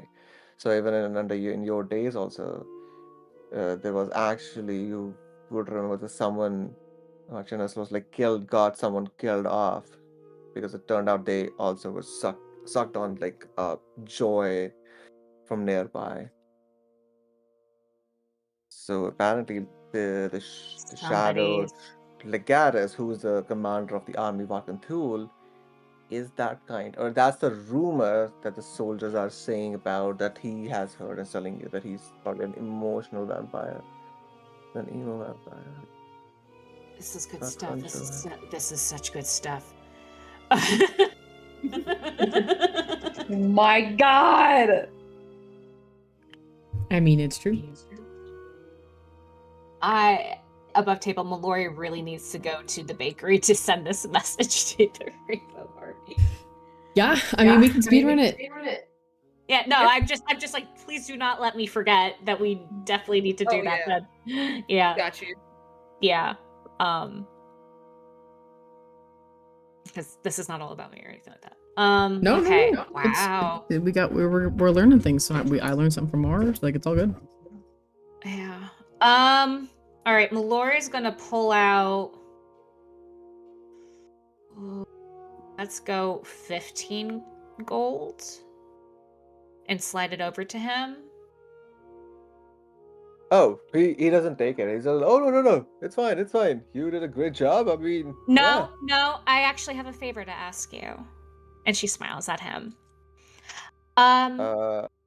He doesn't take the gold. He was going for it and then stops as you say favor, like, all right. Just let me know when Nanad comes around. He squints at you. Our blood's up. How will I tell you? Where are you staying? Where the fuck are we staying, you guys? I mean, is there We some have kind of like nowhere to drop stay. off? Yeah, I was gonna say We like are homeless. if we could like We just came into a lot of money, so maybe we could stay somewhere nice. True. At Violet Rose. Let's stay at the nice Yeah. hotel. Mickey, can we afford it? Do you say that out loud, or you don't have a home? No. So like where to stay? No, we're. It's very important. This So is decide above as a table. group. Yeah. Decide as a group. No? Yeah. Okay. no, we're Okay. not mean- telling him. Okay. No, You we're know, not talking no. about it. No, but I mean, we could ask him to like, okay, we know this establishment. Okay, is there? Let's frickin' Paul Revere this. Is there a frickin' lantern outside that they could like leave off if homie's been around? You know what I mean? Like, we're smart people. Yeah. Yeah. Hang Yeah. a frickin' cloth in the window, like I don't know, Rapunzel, whatever that was. Ruth from the Bible, Or whatever she was in the Tower of frickin' Jericho. Yeah, you know what? Yeah, the one of the lanterns outside. Keep one off when he's here. Vinny nods. Janiel is completely lost, as you say all of these things. But Vinny's like, yes. He points towards. He tells you like over the north facing. We have like a tower kind of juts out. It's unused. Nothing is there. So we'll keep like a small lantern thing just over there. And when Ninad is here, and then maybe like when Ninad is gone, then we'll just remove it. Perfect. So timing would be something else. However, you all kind of know that even this tower, if you're in that town, you won't be able to see it because of the walls. That is something that you will have to figure out how do you want to do that part. Because this is Yeah, outside. yeah. I'll like maybe once we get a place to stay, then I can like double back real quick. Hey, send a note. Yeah, or actually, something. yeah. Like, As you say that, Vinny just says that, yeah, we can do that. We will send a runner. If you let us know where you will be, Yeah. then we can send someone to just let you know immediately. But again, thank you so much. where do we send that runner, basically? Yeah, I'll get back to you. Okay. But I appreciate it. Thank you.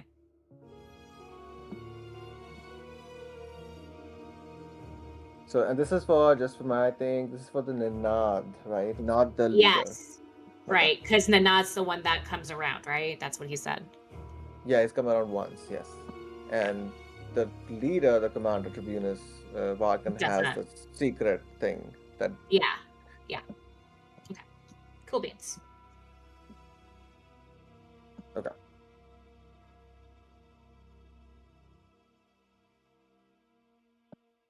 Okay. Okay. It is like slowly time is passing by as these conversations go by. It is like now it has reached up almost like past midday, a little bit past midday. And if there is nothing else, Vinny will take your leave. Like I want to like rest up, and Jan is like, yeah, of course, we'll just pick him up.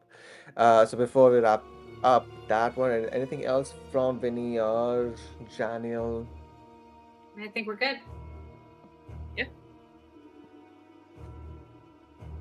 Lucrative. Alright, And how much money was it?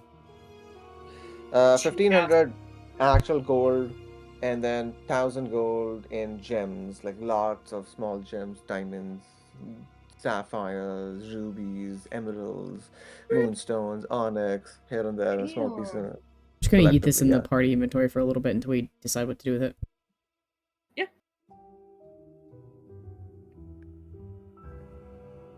All right, with that, Janiel takes up, it goes by, and what? Yeah, why not? Yeah, there is a diamond worth 300 gold. Yay! Yay! I don't know Alright, why, but I you also all- have 1,000 Ostoyan Yeah. gold in here. Yeah, from the Marla, but everyone should have taken their. Okay, let me. 200 Okay, out of that. I'm gonna Yeah, get rid so- of that. Okay, Yeah. I'm gonna repurpose this. Oh, Yeah, I did not take 200 out of that. Should I do? I'm Yeah. doing that. Okay. Same. Sweet. Yeah, I would say do I think, that yeah, for 200. like wipe it out because I think all of us should have. Yeah, I added in my 200. Because you guys like to split the party, so you should have some cash. Yes. We're trying not to split the party anymore. That's our new thing. That's okay. You know, murder happened the one time we did it. Yeah. You know. All right. I'm gonna go back to our big map. So it's past midday-ish now, about 1-2 p.m. ish. You've gone to Baron's house. You see, and when you're coming out of this, you can at a distance still see the tents, the posts, and the voices of the soldiers who are still practicing, who are just going here and there. Where to next, gang? Okay. Shopping! Thank you. Thank you, Siva. Oh no, don't thank me. I'm just being anal because I want everything to look the same. Which is great. Which is Thank you, great. Miggy. Thank you. Okay. Where do you guys want to go next? What do you want to do next? So yeah, we need a place to stay. We need party clothes, and we need to melt down Mallory's cursed sword. We're not melting down my sword. That's what you think. Mm. So those are our options. And Mickey, I would like to stop somewhere to buy that bandolier and daggers and sell all of my melee weapons because the man is useless right now. So I would like to do that. Yeah, you can do that. You've got the cash, whatever. If you are selling off anything, just take half the amount of that gold, whatever it costs. Okay. If you want to keep it, that's up to you. But you Okay. easily find however many daggers or bandoliers you want. It's a big town, there's a big thing very easily. Yeah, so I think he already has one. He's getting one from Mallory. He'll just buy 2 daggers and the bandolier. Okay. And we'll sell the spear and the rapier that he has. Okay. So And he said take half of the gold from that. yeah, if you're selling, then half the gold, whatever the value Okay. is, I think. Okay. And then how much for the bandolier? Oh, shit. Bandolier? Let's see. One silver. Yeah, it should not be. A single nickel. So just the 1 nickel. I'll say it'll cost you about like 4 gold. You can try to haggle if Okay. you want to. No, I'm not gonna Okay. waste my time. Me, I'm not gonna Yeah. waste my time doing that. Okay. But you do know, as Boone would know, it is costly. It is being sold at a higher price. He has money. He's fine. Oh, while Boone's doing Uh. that, Mallory is going to sleight of hand a packet of cigarettes into his pocket. Yay! To let me... Sure, give me a sleight of hand check. My passive This is perception is again- yeah. 16. There you go. then Yeah, 16. That's a natural 19 plus 6. Okay, there Ooh, magic jacket strikes again. we go. Yes, Some magic I jacket. love it. Yeah. Bonus!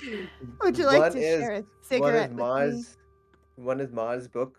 We're writing a book. And this magic jacket. As Boone lights a cigarette, Bubonic starts like scrambling out of the neck of Valya's Did sweater. you go through all 7 cigarettes already? Yes. And she like pulls him out, and as she goes to hand him to Boone, she kind of like cups her hand underneath Boone's hand, and at the contact, she is going to cast Cure Wounds for 16 points of healing. Oh, hell Inflict wounds. yeah. Oh yeah. Yeah, and at some point in all that, he's saying inflict wounds instead of cure wounds. Inflict wounds. Go die. Again. Mars will have used. I have 1 free use of cure wounds per day, and I will use that on Cal. Thank you. Nice. God bless Magic Initiate. I rolled like cheeks. 7 plus 5, 13 healing. Hey, that's more than what he had. He's at 26. Nice. I'll take nice.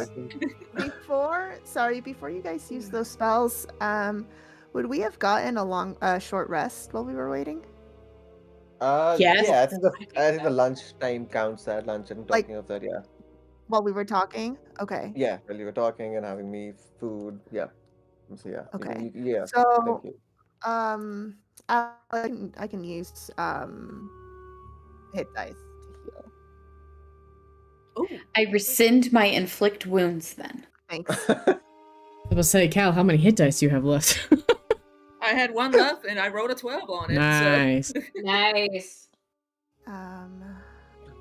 Alright, where were you all headed after this? Just for me, so that I can look things up. The Inkenhem. Okay, go. I can have right. Mickey, real quick. After that, because we do need to find a place to sleep. So there's the Violet, the place that we have the dinner at. Yep. And how much is that per night for us? Oh, like staying at Violet Rose? Yeah. That would you would estimate it would cost about like 10 gold maybe a night for a room. Jesus Christ. Ooh. For the simple room where at least like 2 people can like bed Yeah. large enough for 2 people. All right. Yeah, we're gonna maybe look at other places then. Okay, cool. I just know that that one's like the closest to Egards. That's all. I mean, if you flirt with Wallo and he falls in love with Boone, who knows? Maybe you get a discount. That's what we might get out But of we'll it. cross that bridge. We'll get comp rooms, but we'll cross that bridge when we get to it, you guys. Can't promise anything yet. The Boone's mustache turn. is powerful, but not that Boone- powerful. Boone's turn to get his flirt on. Hmm All right, Okay. let's go shop All right. in Sword you Lore. take your pit stops by your daggers and bandoliers, keeping your eyes open. Midday, people are milling about, definitely going here and there. It's a little less crowded. Like still there are some shops open, carts are still rolling by. The smell of cemetery still is there. The mausoleum door still half partially open. You don't see gravekeeper anywhere right now. Yeah, he's busy chomping You- on Silas. You finally come at the crossing where there's another gate, but you see the Augustine Trading Post on the right side, which Boone and Boone and Melori had come to last time. But close by, you see, and for the rest of you, for like Mars, Cal, and Valia, as you come to this section of the town, you immediately see a stark difference. The roads are, even though cobbled, very even. The black guards are more on the road on patrol going around. There are like carriages coming from the stores here and there. You can see people and the way they're dressed up and all. It's very different. You know that you're entering into an area which only like people with who can afford, who don't really have to think about money or gold anywhere. There we go. Boshi. Oh yeah. And as you like enter this pathway, you see there are like nestled between like a lot of like jewelers, perfumers, these antiquarian shops are there, like polished avenues, everything. You see the Ink and Hem clearly over there shop. There is this dark walnut facade, which is like framed by tall windows of like crystal glass, and behind the glass windows is like mannequins, elegant mannequins displaying velvet coats and this silver threaded gowns, embroidered cloaks. A brass sign says Ink and Hem, and above the sign, above the name, or actually no, below it is a silver needle crossing a fountain pen. A kind of a way to tell that sometimes clothing tells a story even before a word is spoken. You enter the shop, and as you do, the noise, you open the door, get in the door, and the door closes. The noise of the city just like fades away as there are like heavy velvet curtains everywhere. There is this warm amber light spilling from these beautiful chandeliers, which are shaped like flowering branches. And each flower is like emitting this glow. You smell the air smells like this lavender and cedar, and you can see the bolts of like fabric are on the walls on display. There are shelves that are filled with different kind of like fabrics from silks to velvets, to even like wool of some kind. And in the middle, you see Igard is like sitting behind a desk, talking to one of the fellows as a young couple, um, ornately dressed, are like looking at fabrics, touching, and like they're probably like another customer. And I'm gonna let's move the scene as you come to Inkenhelm. Oh. Ooh. Uh, So fancy. yeah, where is he at? I think I know this artist. Yeah, Tom Cardos. Yeah, I He does saw a his lot of like, good stuff. I saw his booth at PAX. He has like a newsletter you can follow, and sometimes you get like free maps Yes. and stuff. Oh yeah, this is one of the free things. Yeah, I remember meeting him. Yeah, he is amazing, amazing stuff. But you see, Igard is an elf, old, looks old, very old, long silver hair, clean shaven,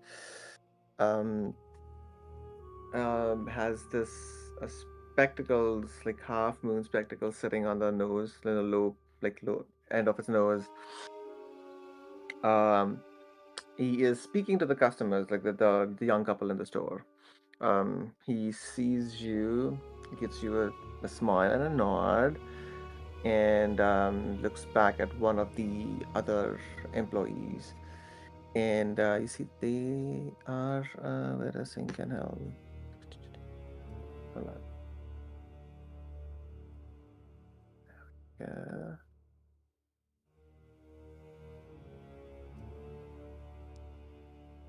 Oh, let me get mine.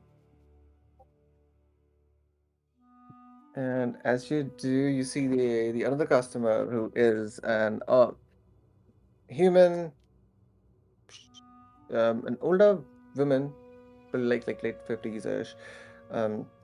She sees you and gives you a nod, and just like politely gives you a welcome, like welcome to Inkenhelm. Please have a look around and let me know if I can be of any help. If you need anything.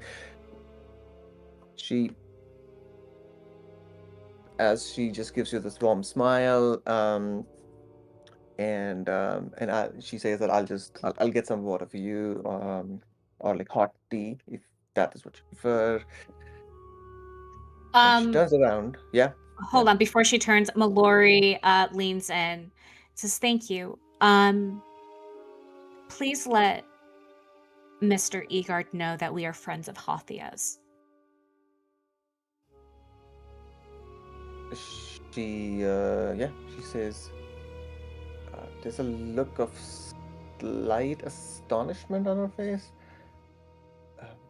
She now looks at all of you. You are not. You also know that you're not of the really the people who come here to shop. But you can.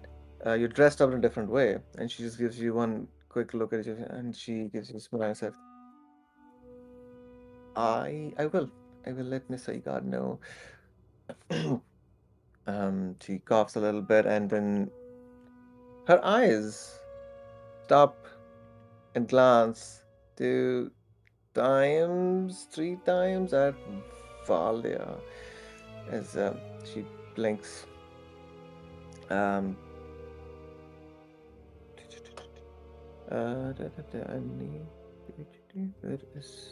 Where's your passive insights? My passive insight is 16. 16. Okay. Valia, you sense a slight like discomfort as she tries to make not eye contact, but is looking at you a couple of times, and her eyes kind of like tear up a bit, but she's holding it. she just composes herself. I'll get that. I'll get the water and some hot tea for whoever wants to partake, and I will let Mr. Egad know. But please feel free to look around. And she just takes her leave.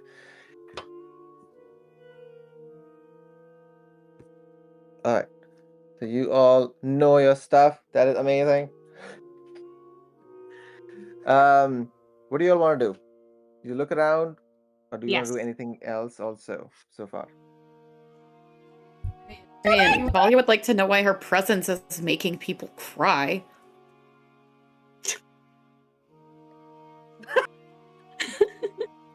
A valid question, you know? Give me. What the fuck? Give me a history check. God. Is this another person that she's wrong? With advantage? Yeah, sure, with advantage. All right.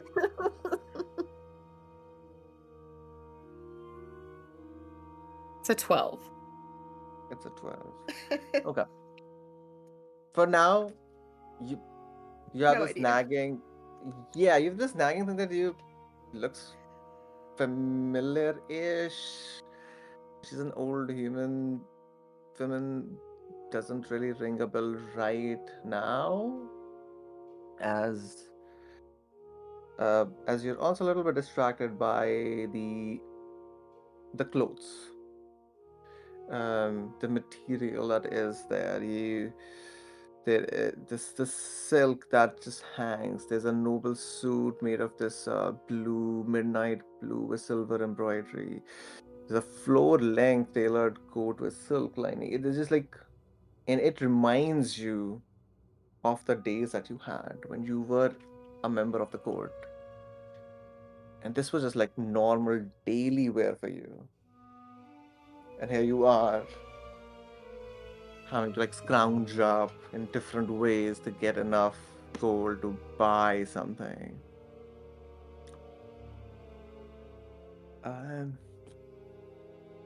So she comes back after some time, and you see the young couple who was there has also like turned around and gave saying goodbye to Ikar. They have selected, they've made the selections, and they're like happy about it. Like they're going back, and they see all of you kind of like take a step back and make their way through you all and leave the store. And the woman goes and whispers something to Mr. Ikard, and who looks and says, "Okay." And then she comes and there's a table in the middle side, like, and she puts a big tray over there with 5 cups of water and like 5 empty cups with a pot of like jasmine tea and like small bit of like really small mini cookies, butter cookies also like just there.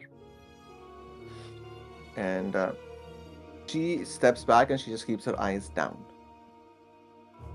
So, and Igard comes to you all. Welcome to Ink in Hem.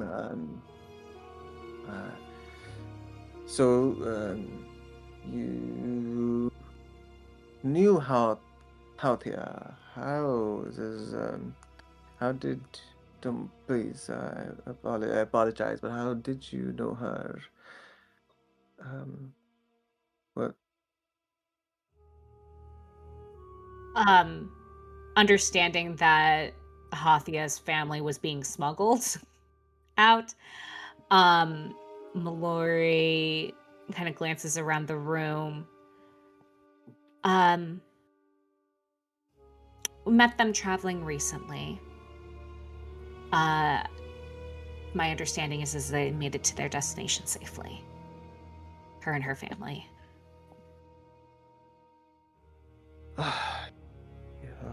A deep sigh. It's like, well, that is good to know. Good to know. I hope that is not the only reason you came to the shop. No, we actually have a very important dinner, and we need appropriate clothing. Ah, well, appropriate clothing, and he kind of gives you all a tight smile. For yes, you do all need appropriate clothing for dinner, and I would gander that the dinner is somewhere in Estvale or in one of the estates. Well, uh, of course, if there's anything that you like, um, let me know. When is the dinner? It does take time for your five of you, so it will take some time to make it according to your build. It depends. Um, and we can get something done for all five, maybe 4 days or maybe 3 days at best if you can try hard. It depends. So how soon do you want it? Is the dinner tomorrow or the day after? Tomorrow. Oh, Tomorrow. We actually. Mallory's gonna look at Mars and let her handle this. it was short notice, you know.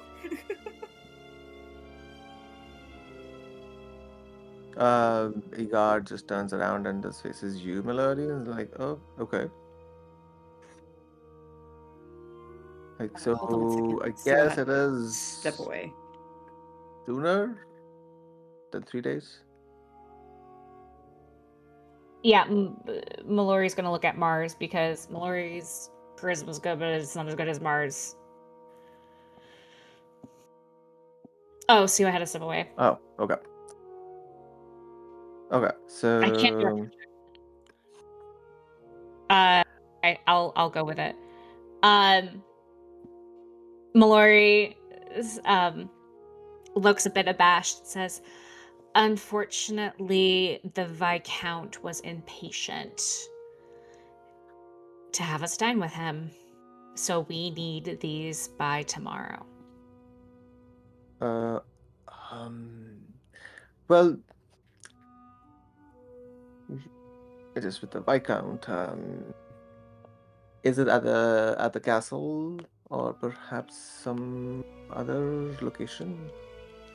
The I do not remember because I do not Violet have. Rose? That's the Is it- popular. Is it at the Violet Rose, you guys? It's at the I Rose. think so. Yeah. It's at the Rose, yeah. The Violet Rose. Ah, okay. Okay. You don't need to go over the top. Something for the occasion, fellas. He kind of like wipes his mouth, looks around the shop, and says, "Well, to be honest, it is past midday, and you need tomorrow evening, so we really have a day to work with. We won't be able to custom create ground up for all of you. But if I may suggest, and he goes to one of the mannequins, and it has this what Galaxy has posted, like a dark crimson kind of like a suit. Let go, and he points to that and says that if you can, we have these which are adjustable, so we can just fit you with these whatever is available on the mannequins right now. That is still a much quicker job to do. Unfortunately, you may not find exactly what you may have in mind, but we can probably make do. Um, we'll try our best to see what all we can, add to the dress that you wanted. Or does that sound reasonable? That sounds more than reasonable. We appreciate your help in this. Yes. Okay. So then he goes around and is basically asking you to like choose what you want. So did I get all the five? One, yep, two, Yes. yep, three, yep, four, yep, five. Okay. So take out at least one thing from what you all have that won't be able to get from your suit. That is what he says that okay, that may not be possible. Rest of the getup is still can be doable. It's doable. We can just fit you, take adjustment, take the measurements, and get it ready by tomorrow evening for sure. Okay. Um, at this point, who wants to be the first one to get measured up? Mallory will go Anyone? first. Okay, so Igar just takes you and starts to and as he does, Valia, your memory now comes. As you see the woman still there, like still has like started to like gather all your dresses, putting them in one place one by one so that Igar can get to you. You remember to come to Fallowheart even before the Father Amriel incident. And it was just an accident. Your whole the entourage was just like going through. That the Countess's entourage was going through, and then it stopped. And you were also like sitting with the Countess, and you were all informed by one of the guards was like, oh, a shop has collapsed. It was raining heavily, dark skies. So apparently, like a shop just broke and collapsed, and now blocked the road. And Countess just looked outside the window of the people whose shop broke. And she just smiles, and you recognize that cruel smile. And she just looks at you and asks you, well, this is disrespectful. The fates are against them. So dear, and what should be done to them? And she points the finger to this woman about 12-ish, 13, 14 years back. And a man is also with her, probably her husband. What do you think Valia would have said at that point? As Countess asks you that what should we do? What punishment do they deserve? And this was for like causing them to stop in the road or Yeah. like breaking something on their caravan. No, it just shop collapsed and it just blocked their path. Okay. So yeah, 13 years ago, kind of in the the thick of things, Valia would have said back to the Countess, well, they've taken your time, which is important. You should take something important from them. You're right there. You are right. As her smile turns into this grin, her fangs start to like just slowly grow on. Time. That was well put. I shall take away his time and her time. And you see, she calls up like the captain of the guard and opens the window and just tells something. The thunder, the lightning is there, and after that, you hear cries as the husband has just been like taken away, is beaten, and is just like dragged through, and the wife is also like hit and just like thrown back. Later that night, the husband was just like hung from one of the towers and was just like let be there for days till it died. And then the body was dropped down from about like 80 feet where he was hung, and not by neck, just by like hands, just hanging there, and it was dead. And then the carrion birds have started to pick on it, and then the body was cut. The rope was cut. The body drops down. Gravekeeper comes, drags the body away, and you were looking out of the carriage as you said about the time that they took from you, and she, as she was also beaten up, she looks back and she looks, and your eyes meet in that moment, in that few seconds, and you see her face just she is drenched, crying, and there is this pure anger that you feel is directed to you. You don't know why would it be, but you feel, and you kind of like, sometimes just like cold, you feel sudden cold, a chill goes through you. And then all of that had happened, the road was cleared, and you all moved along. And as that memory comes back to you, you see she is still moving along, but now she is. Tears are coming out on every suit, on every dress that she's putting out for you and your friends. There are small tear stains as she continues to work around and do her best. Egad is done with Mallory.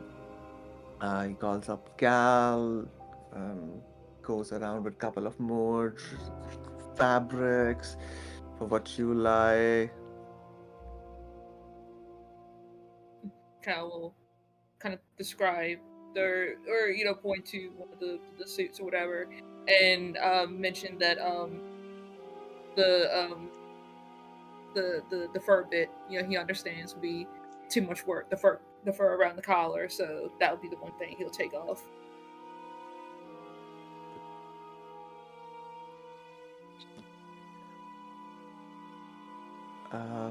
Awesome.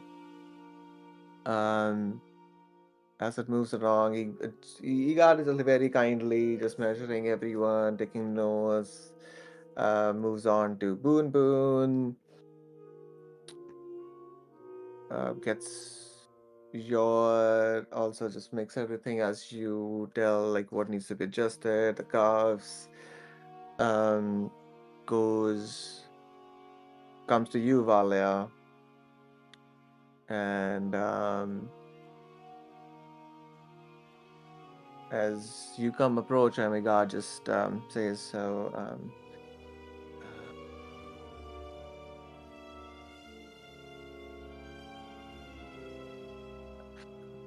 says that I have never seen Grishok cry since a long time. You have made seems like you made an impact on her, and he continues to just take your measurements, Valia, as he's just making the small talk.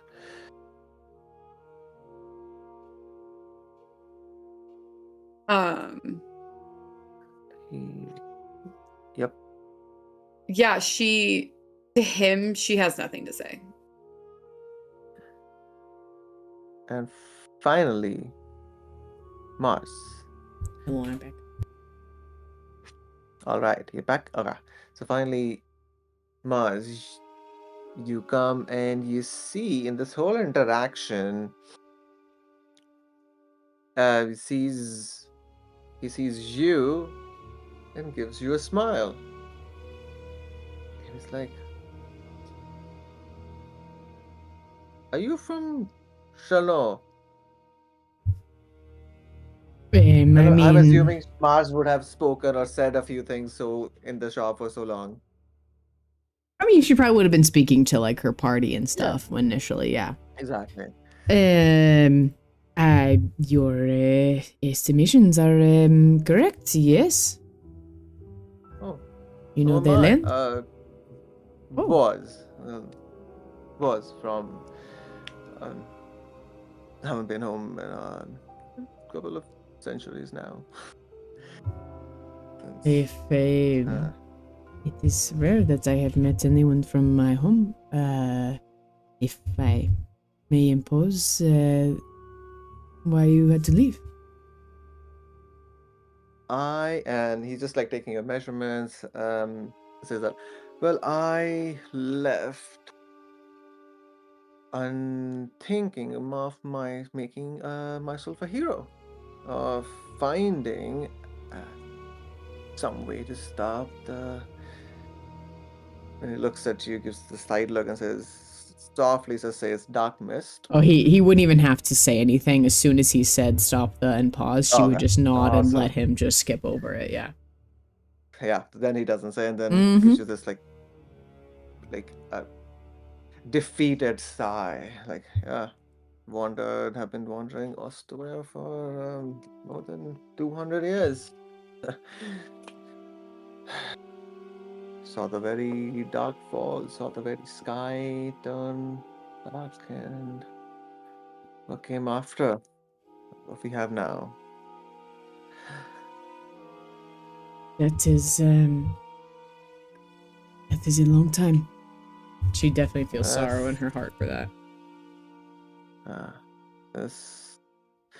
Yeah, it was a shame. I thought I had found some answer, but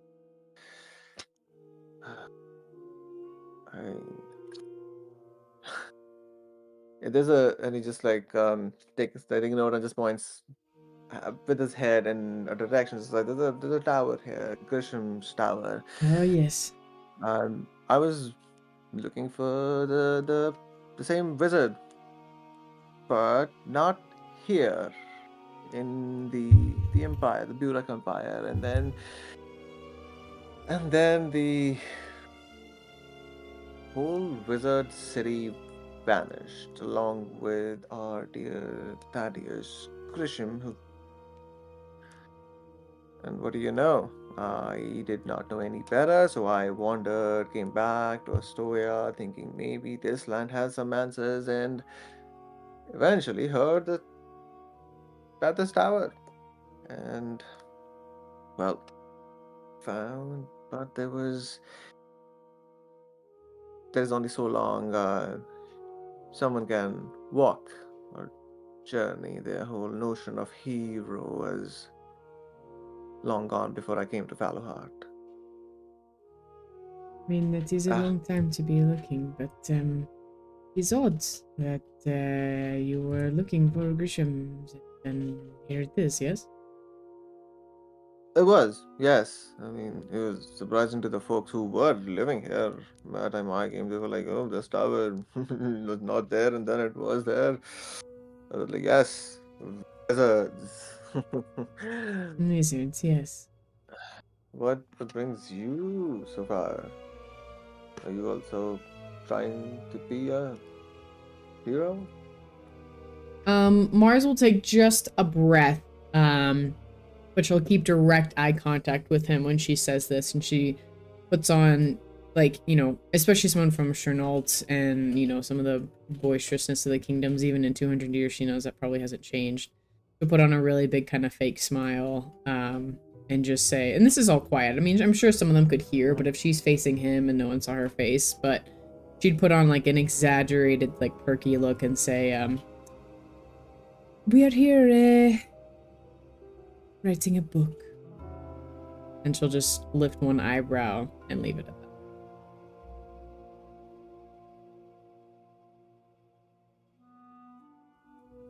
But you are trying to Oh, I know. Subtle way, right? Yeah, oh yeah, 100%. But like, you know, she acknowledged what he was looking for, and she's putting on a very obvious, like, you know, lie. She's being very apparent about lying. She's great at lying, and she's great at making people realize that she's lying. So it's a way of saying yes to what he's asking without actually saying it. Okay, sorry. What did you actually say that you're here for the book? Oh, I just said with like a big fake smile and like, Yeah. with a raised eyebrow, we're here writing a book. Okay. Ah, a book. Yes. Oh, that is. We He have- kind of gets. Oh, I your can continue. drift. Yeah, I can continue. Yeah, We go have on. Go on, yeah. found many interesting things for our book. Some that might have interested you once upon a time when you had wanted to be a hero. Well, did you hear about the monster that is in the river? And apparently, guards a certain entrance to certain somewhere. And now he's putting on like a show of like taking extra Uh-huh. measurements as he's like speaking to you. Yeah, we're picking up each By the other's stuff. docks. It is by the docks. You. It is quite an interesting thing. Well, we have Yes. definitely been looking for interesting things for our book. There have been ratmen and bats, and it seems a river monster would be a great addition for some research in the book. Yes, it absolutely would be. In case you and your friends feel like more adventuring into the river, give me a moment. He goes back to his desk, taking all like the measurements, and just like and says like, Grisha, can you please make sure that the clothes are settled here and there? Comes back and says that, well, this is something for you, and he gives you this a small potted plant which has a singular has like 10 leaves, and each leaf is perfectly circular. God damn it, Nat. Yes. And you recognize this as something that can help you breathe underwater. Weed. Well, it's a small souvenir from home I've been keeping, as a reminder. But it's good to see of someone from back home. I don't want to impose taking care of this, but if you miss home, this is like a really small part fits in a palm of your hand, offers it to you, and you immediately you recognize Mars will recognize what this is. Like I said, like yeah, allows you to breathe underwater. Well, we've got all your measurements and all the material. We will get right on it. By tomorrow evening, yes, it will be closed, but I think we will be able to get it done. You can come to the shop, get ready here also, and we'll just put any touches if needed, and head to the Violet Rose, which is not so far from here. Mars will, That'll- customs might have changed a little bit in the years since he's been there, but she will give a formal Chenault curtsy to him and put a hand on her heart and just very genuinely, which has, she's kept a pretty good facade, not fake facade, but facade the whole time they've been here. Letting her guard down a little bit with Cal and Valia, but she'll look to him and she'll just say, it is good to know the path I have traveled has been partially worn by those such as yourself. And I hope to do it justice with my book. and she just smiles like she's, can't contain the humor and irony of it all, but she gives him a little bow. He returns a same like courtesy call, courtesy bow back to you as he says, it's good to see that the cause, that there's still people willing to walk the path to help our home. And he gives you the small potted plant, and as he gives you a small paper that has been like wrapped up, and he just gives both the things to you. And he then goes back and says, well, it would be great if you are to half payment now and half tomorrow. And he says, he looks at all your dresses, like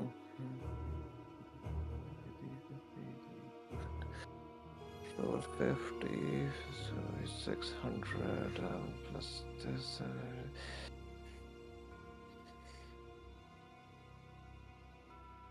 Okay. It would cost you all about 750 gold, including all the work.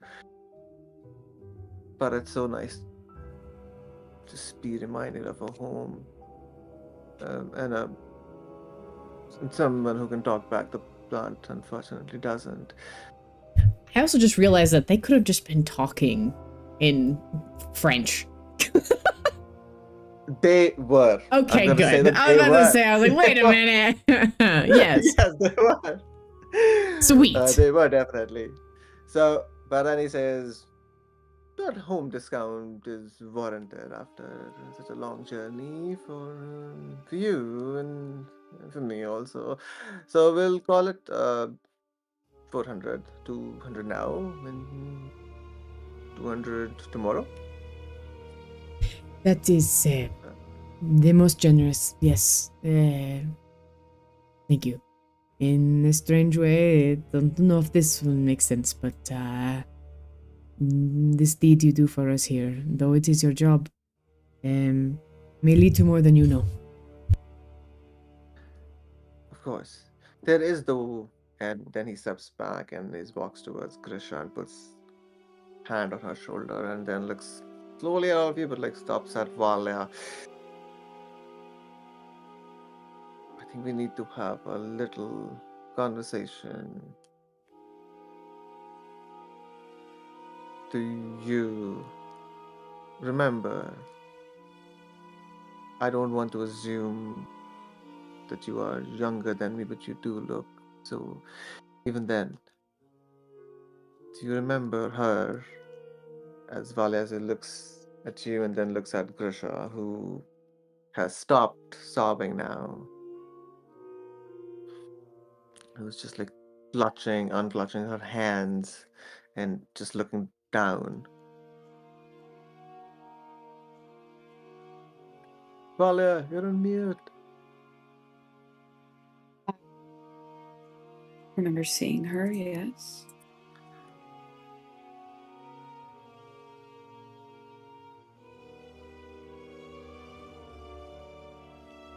And he looks at Grisha and he says to her, like, yeah, go on, like, kind of like, go on, it's fine. And then Grisha just says, I've had a lot of time to make peace with the grief of something that was out of like her hand or our hands. There was nothing that we did, and even then the fate that was dealt to us, dealt to me, was worse than death. And then she tells you that she went to the castle many times to be asking that they take her also, like just hang her also, to kill her, do whatever. Did she wants her husband back? And every time she was not only thrown back, like, no, actually given coin. And every few days, soldiers would come, ensuring that she is okay, she's alive, and make sure that she gets coin, so that she stays alive.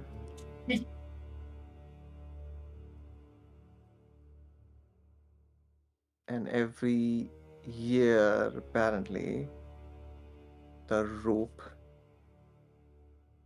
is hung back from the tower. No one knows in the city what the hell is that. Why is there a rope hanging there? She knows. And she tells you that all this time she is thinking of what to do because she only remembers your face. Of course, there are soldiers, but they can only do, and she sees only you. She remembers only seeing you looking out of the window, out of that carriage, and then the captain soldiers did all of that stuff. And she just says, and she's just looking at you now. What do you say or do, Valia?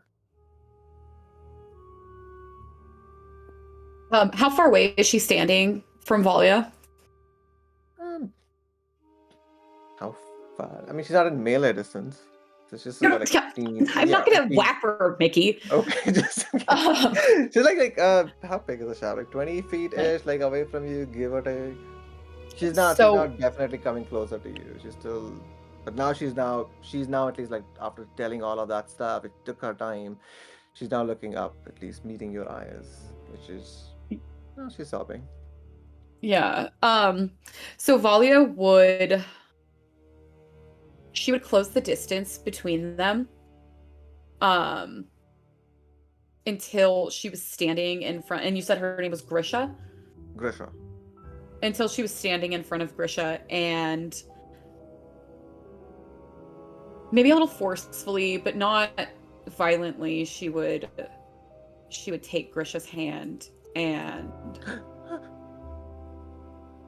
with her free hand, she would push up the arm of her robe. And so what Grisha would then see would be just these, these thick ropes of scar tissue all over her forearm, in the shape of a mouth, just covering nearly every square inch of her forearm. And she would say,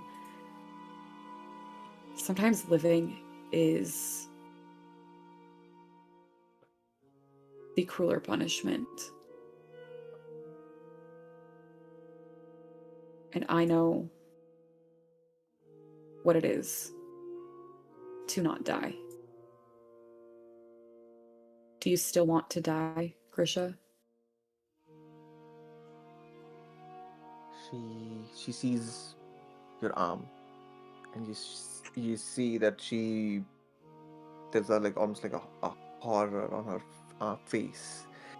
She kind of sees and realizes probably also, like, what this means. And she looks up at you.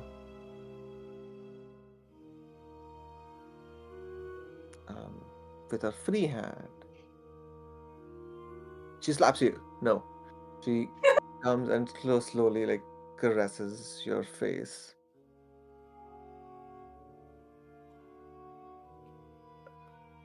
Living, says that living can be hell. Harder than dying. I see it on you now. I don't want to die, but I want a piece of him and she shows you a ring she's wearing. Just want this piece of him back, so that when I die,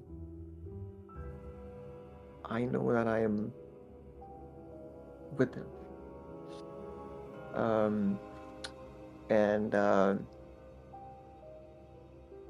And Egard kind of comes in and just says that, tells you a little bit, as Grisha kind of like is breaking up a little bit more, and Igard tells you that the gravekeeper took the body, and normally gravekeeper would just bury the body in the cemetery, like somewhere. He took this body, like her husband's body, down in the mausoleum, which is which doesn't normally, like, people have seen this and all of that. Doesn't do that. You just like dig up whatever there is. So that's why, like, arms and faces are poking out of the dirt of cemetery. It's a tourist place. But her husband's body was taken down in her request. Not a request, but says that that's all that she wants, is looking forward to now, is like somehow getting the ring back, so that when she dies, she can die at peace. And yeah. Yes, Valia will lay her other free hand over the hand that Grisha placed on her face. And she'll just rest it there for a moment before wrapping her fingers around Grisha's and pulling their hands down so that they're joined between them. And she tells her,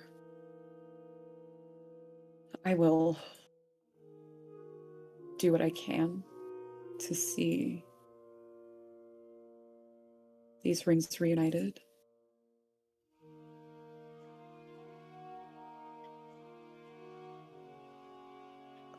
She gives you a nod, and she takes off her ring and gives it to you and says that these were special rings. If you're within like 50 feet, 100 feet, yep, actually, yes, yeah, 50, yeah, 100 feet. If you're within like 100 feet of the other ring, it will like like glow up. It will just give this faint glow to tell you that if the ring is the pair is within 100 feet of radius, and gives you the ring and says that if you can, I don't know why you are here, for what purpose. If you can, great. If not, then maybe this was meant to be. That this, Igard says, helps Grisha. Like, if you want to say something else, now's your chance, because Igard is like moving into like take her away from here and like Nope. Valia has said her piece. Amazing. Okay. So he takes Grisha away and he comes back and says that, well, I hope don't put yourself at more risk than you already are going to the Violet Rose. But your order will be done by tomorrow. Anything else we can help you with? I can help you with. She cannot. As he kind of looks back at all of you, two things. Yes. One, yes, I'm gonna come to that, but 200 golds. Take that out from whichever fund or whoever wants to give, and then 200 will be for tomorrow. And at this point, it is like evening. It's getting like darker, but all right, go for it. Yeah. Yeah. Mallory. Mars will slip the first. After all of that, Mallory will come to Igard. Sister Abigail said you have a great interest in historical knowledge and might be able to help me figure out what this is. It is cursed, so you can't touch it, just to be warned, but I found this, and she takes out her sword.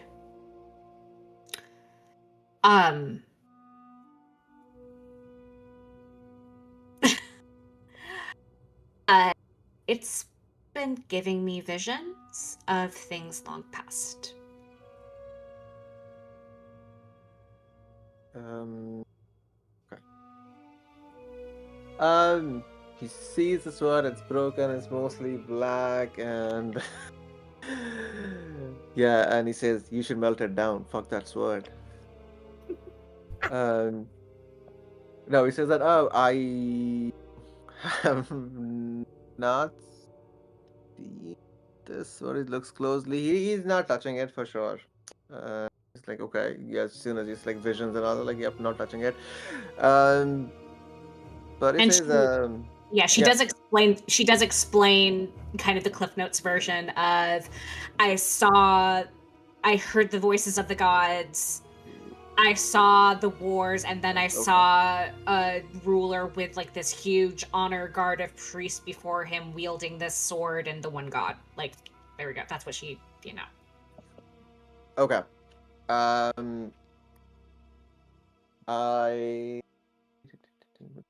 no, he wouldn't know this, and I rolled poorly also. But he says he gives you the not cliff note, but he says, like, yeah, I have a small collection of books that I was collecting for my own, research and fascinating things. He gives the little wink to Mars. You are you're free to peruse them if you so like and you can as you would want to, but what is everyone else doing at this is happening as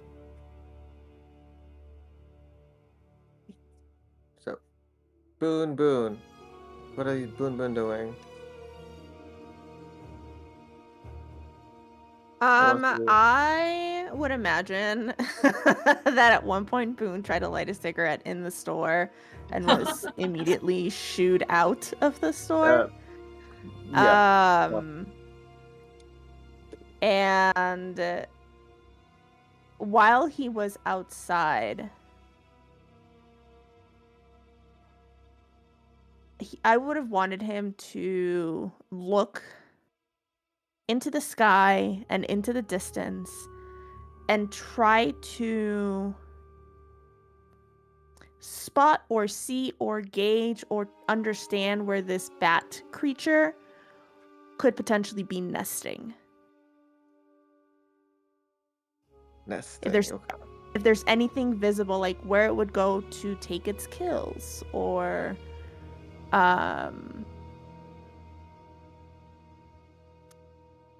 anything like that. Just not really, not really moving from where he's standing, just looking. It is getting now dark-ish, like 7 p.m.-ish types. It's been 2 days, so there's a third day.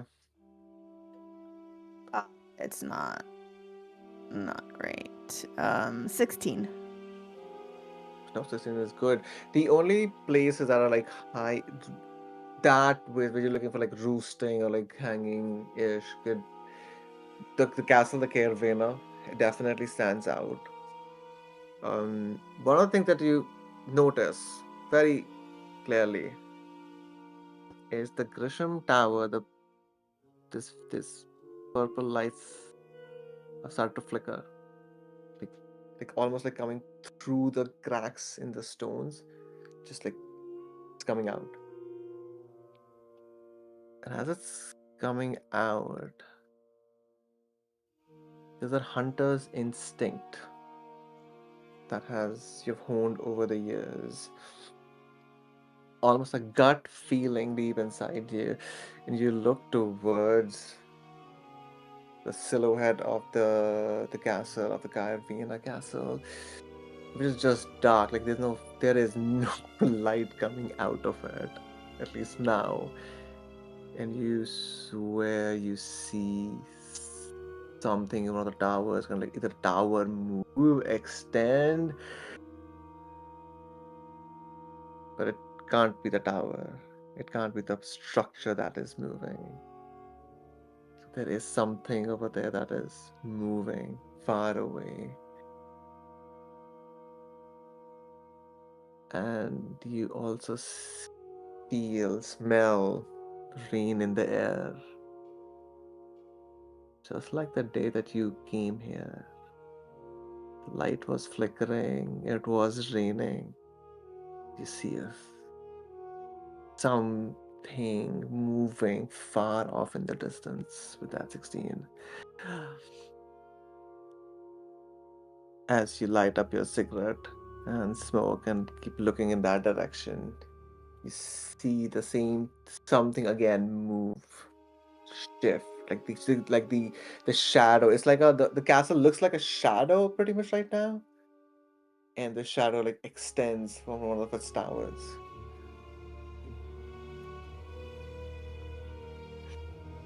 As Boone is smoking and looking around, and the Grisham's tower is flickering. Cal, what are you doing? I imagine at first Cal was kind of looking around the store just because it's kind of a stark contrast of like where he grew up and like nice clothes, fancy clothes is not really his thing. So he's like, oh, just kind of taking a gander, like, okay, this is fashion. Oh, this is not my world. And he would probably find his way outside just because, again, this clothes aren't really his thing. That is exactly Yep. that. And he's probably just kind of taking a gander at the neighborhood, knowing that this is the more well-to-do area. And I know that they were told where Line's house or mansion or estate is. Can he kind of surmise that it's somewhere maybe deeper in this area of the city, since they're in the well-to-do part? Yeah, okay, for the Klein's estate, right? Yeah. Yes. Actually, you don't even have to make a perception check, because you see as it's getting darker, the lights for all the houses and these mansions and townhouses have started like come out, and everything spill out on the road. There is definitely like down the road itself, you see that there is a mansion which looks bigger, like looms on these surrounding houses. And many carriages seem to like just stop in front of it and are going in. People are dressed up and going in as of like going to like a dinner party or something of that sort. And you see up on the balcony a figure, an ogreish figure, tall, bulky,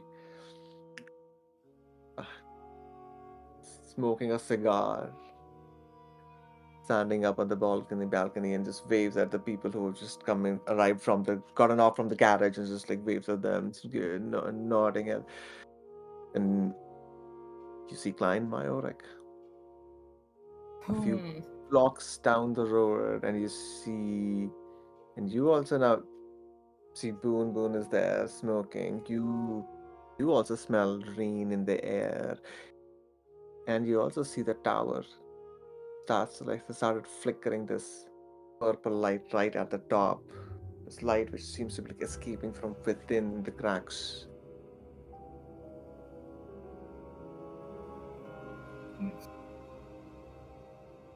Okay.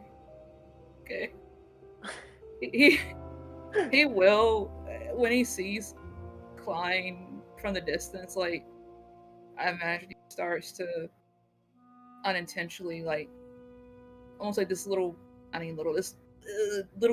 deep growl or something starts to emit from him, but he shakes it off. And then noticing the tower and everything, he does look to Boone, because it's been at least a day. They fought together, the passive aggressive stuff, and he nonchalant. He's like, it seems like things will be coming to a head here soon. It's like a passing comment.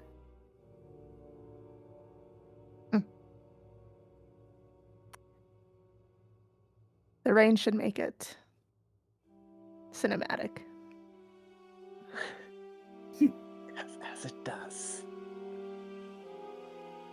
Kind You of just two, in yeah. agreement. Yeah, that's all. Yeah. Yeah, as you two are outside, Igard engages Mars, you in small conversation. Valia, you are left to your own devices, kind of. But then Krishna kind of comes back, has prepared like small, like these small sandwiches, and is giving to Mars, Igard, and you also. Melody, you head down. Yes. There are two. There's a staircase which just goes down, and you see it's a bigger chamber where all the actual work is done, all the craftsmanship is done, and he told you that there's a door at the back, which is just reading door, and just go. You go in. It looks like a very simple door. You go in. It's partially storage, and then it has shelves, shelves of books. Give me an investigation check. For Okay. you're going through to see what books can you find that may be related to this word, All right. or the visions that you saw. Yeah. I'm going to add oh my god, where is it? I'm going to add in one of my fortune's fortitude since I'm by myself. Where are my d8s? These are 8s. Okay, cool. You said investigation? Yeah. Okay. That's 10. Okay, so 18, 28. 28. Okay. You very quickly start reading the names of the books, even though in different language. They're in like Burak language. I You know it, do. so it I do know. helps. Exactly. So it really helps. Like pick out book. No history. No, fuck this shit. The geography, minerals. Fuck this shit. Uh, Kings. Okay, sure. Deities. Gods war. Okay, why not? Sure. Magic items. There's a book about like legends and myths. Okay, sure. You quickly can grab the 6 books, and there is a very plush leather chair which rocks. You can like, okay, that's a reading chair for sure. There's a table next to it, and you go put them over there and start going through God's War. Okay, yeah, there were apparently, no one really knows the story, but one of the theories is there used to be a lot of gods, long time back ago, and then there was this war with kindred gods dead. Only 4 are left alive.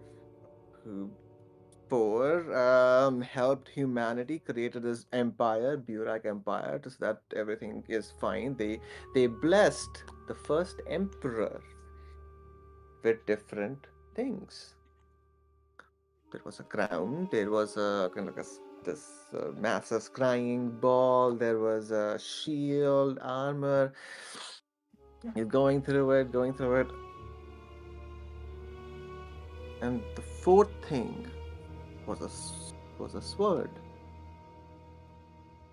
There's a description. There's a rough drawing, etching of the sword. The hilt matches what you have. But this sword is not black. It is beautiful. It's said to be like radiating almost this holy sunlight, pretty much. And this first king was blessed by all 4 gods with the intention of that now there'll be peace, there'll be like harmony at least within whatever is left, because the gods war that happened, no, this is before the gods war also, that happened, that nearly There was- destroyed. Okay. Right, all right, cool. God made this sword. Sick. Okay, what else is there? But what about the visions?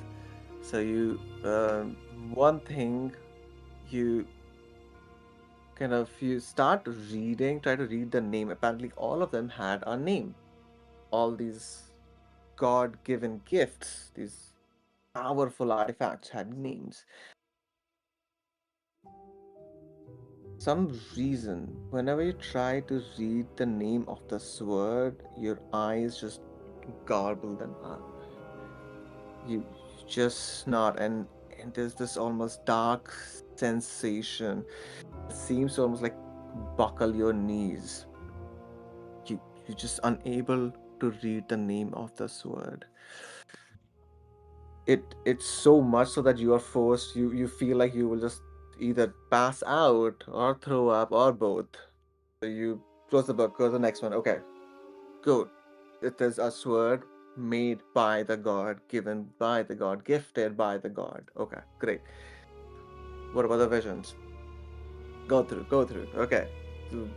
So the whole thing was set up. Amazing. We have the Empire, Burek Empire is there. That was and then you see towards the end of this. This is a book about like kings, about the empire, about the kings and there is the chapter which just literally says the gods fall. And you start to go through it, and there's a portrait of what looks like to be king holding all the four magic these artifacts like the sword, the crown, wearing the armor. It's all there, and the face is very similar. That you remember it from your visions, and it says this was Leopold the First, a cruel king. Think Joffrey from Game of Thrones. Amazing. That's a description. Like impatient, insensitive child, very often cruel. He would like imprison and torture people, subjects, for even minor infractions, anything. He insisted on executions at noble feasts. So, but he was of the royal blood. And when he was declared like the emperor, he declared, Leopold I declared, that Burek Empire would now only worship one true deity, branding the other three as usurper deities. He never named which god would serve as the empire's sole patron. And because of his own lunacy that how he was, and this cruelty, this malice that he had in him, through these items, it is said, manifested in madness among the gods, who rallied their followers in a war known as God's Fall, where all the four remaining gods, these deities, died. And all the four items are said to be cursed. With that 28, because it is so delicious, you go back, you remember reading a few other things. Because the Myths and Legends book that you picked up on a whim, because why not? It could be something about it. It's a weird sword with weird visions. You had skimmed through it, and now you're like, oh, something from that book makes a little bit sense. What was that? You go back. Since the end of Gods, in the last roughly 30-ish years, 40, nearly half a century, no, actually more than that. Yeah, pretty much after the Gods' fall, which was more than 2 centuries old, the world started to go to shit. And it doesn't tell you a lot in detail, it just mentions a couple of things about how beasts in the Empire started mutating, becoming stranger, more aggressive. There were reports of this great beast seen walking, and wherever it was seen, just everything would get destroyed or mutate, vegetation, any kind of life. There are footnotes about dark mists rising in the southern kingdom of elves, the area of elves, which is Sharnal Kingdom right now. Just like since all of that God's fall has happened, there is, and since the gods fell, it was their angels who were then followed up in Castellan provinces. There was a zealotry that rose up that with the intention of destroying and annihilating anything arcane. And there are sayings that this is, we don't know. They think, the Castellans think that they're following some archangel, but which deity's archangel was it? Would it not also be mad because its deity got mad? Up north, there's this frozen places. Think Vikings. There are mentions about a massive worm has started to rise up, and clans over there which can transform into beasts at will. Someone you know in your party. It's happening more now. Like more of these people who can transform into beasts willingly for now started to appear. But there is even more written down, and this is now all getting into conjecture and rumors because again, myths and legends, right? That what started all of this was the madness that King Leopold injected into the gods and cursed these artifacts. And the author goes on to say, perhaps there is hope if all the artifacts can be recovered, can be cleansed. Maybe Etheris, which is walking towards its doom every day, maybe that can be stopped.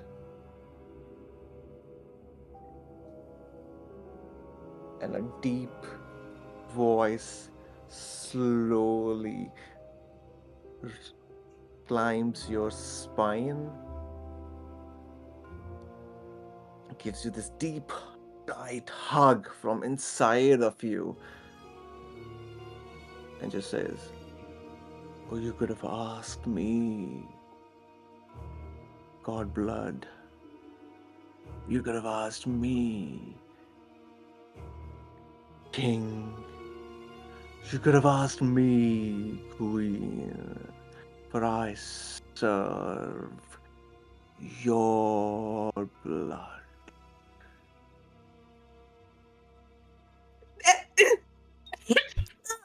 And that's where we'll end our This session sword. tonight.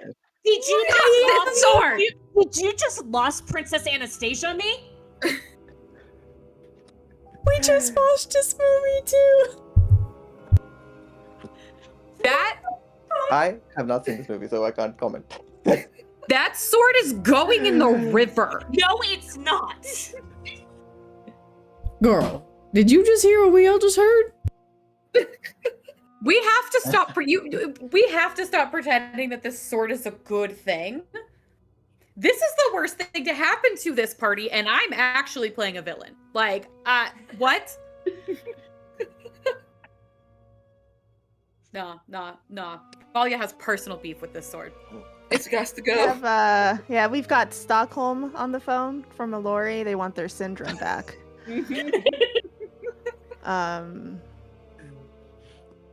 Oh my god! But yes, that is where we can end our session tonight. No, Thank but we you. still have Dang, 10 Nikki. minutes left. Yeah. Oh no. Oh, 100%. Yes. God. I'm all up for talking stuff. I'm just saying that do we want to like wrap up the stream? That's the only thing. Yeah, no, available. that was fantastic. Thank you so much, Mickey. Oh man, Mickey. We have yeah, Dax says Nemo, yeah. Nemo says throw it away. we have to say we have some chiming in here. Nemo says the sword fair. has to go. But thank you, Siva, for streaming. For the Thank you, Thank you for Siva. running the game. Thank you everyone for participating, taking on the trauma and stuff and shit that I get to throw at you all. Fantastic. Much. Thank you. Bye. Bye, stream.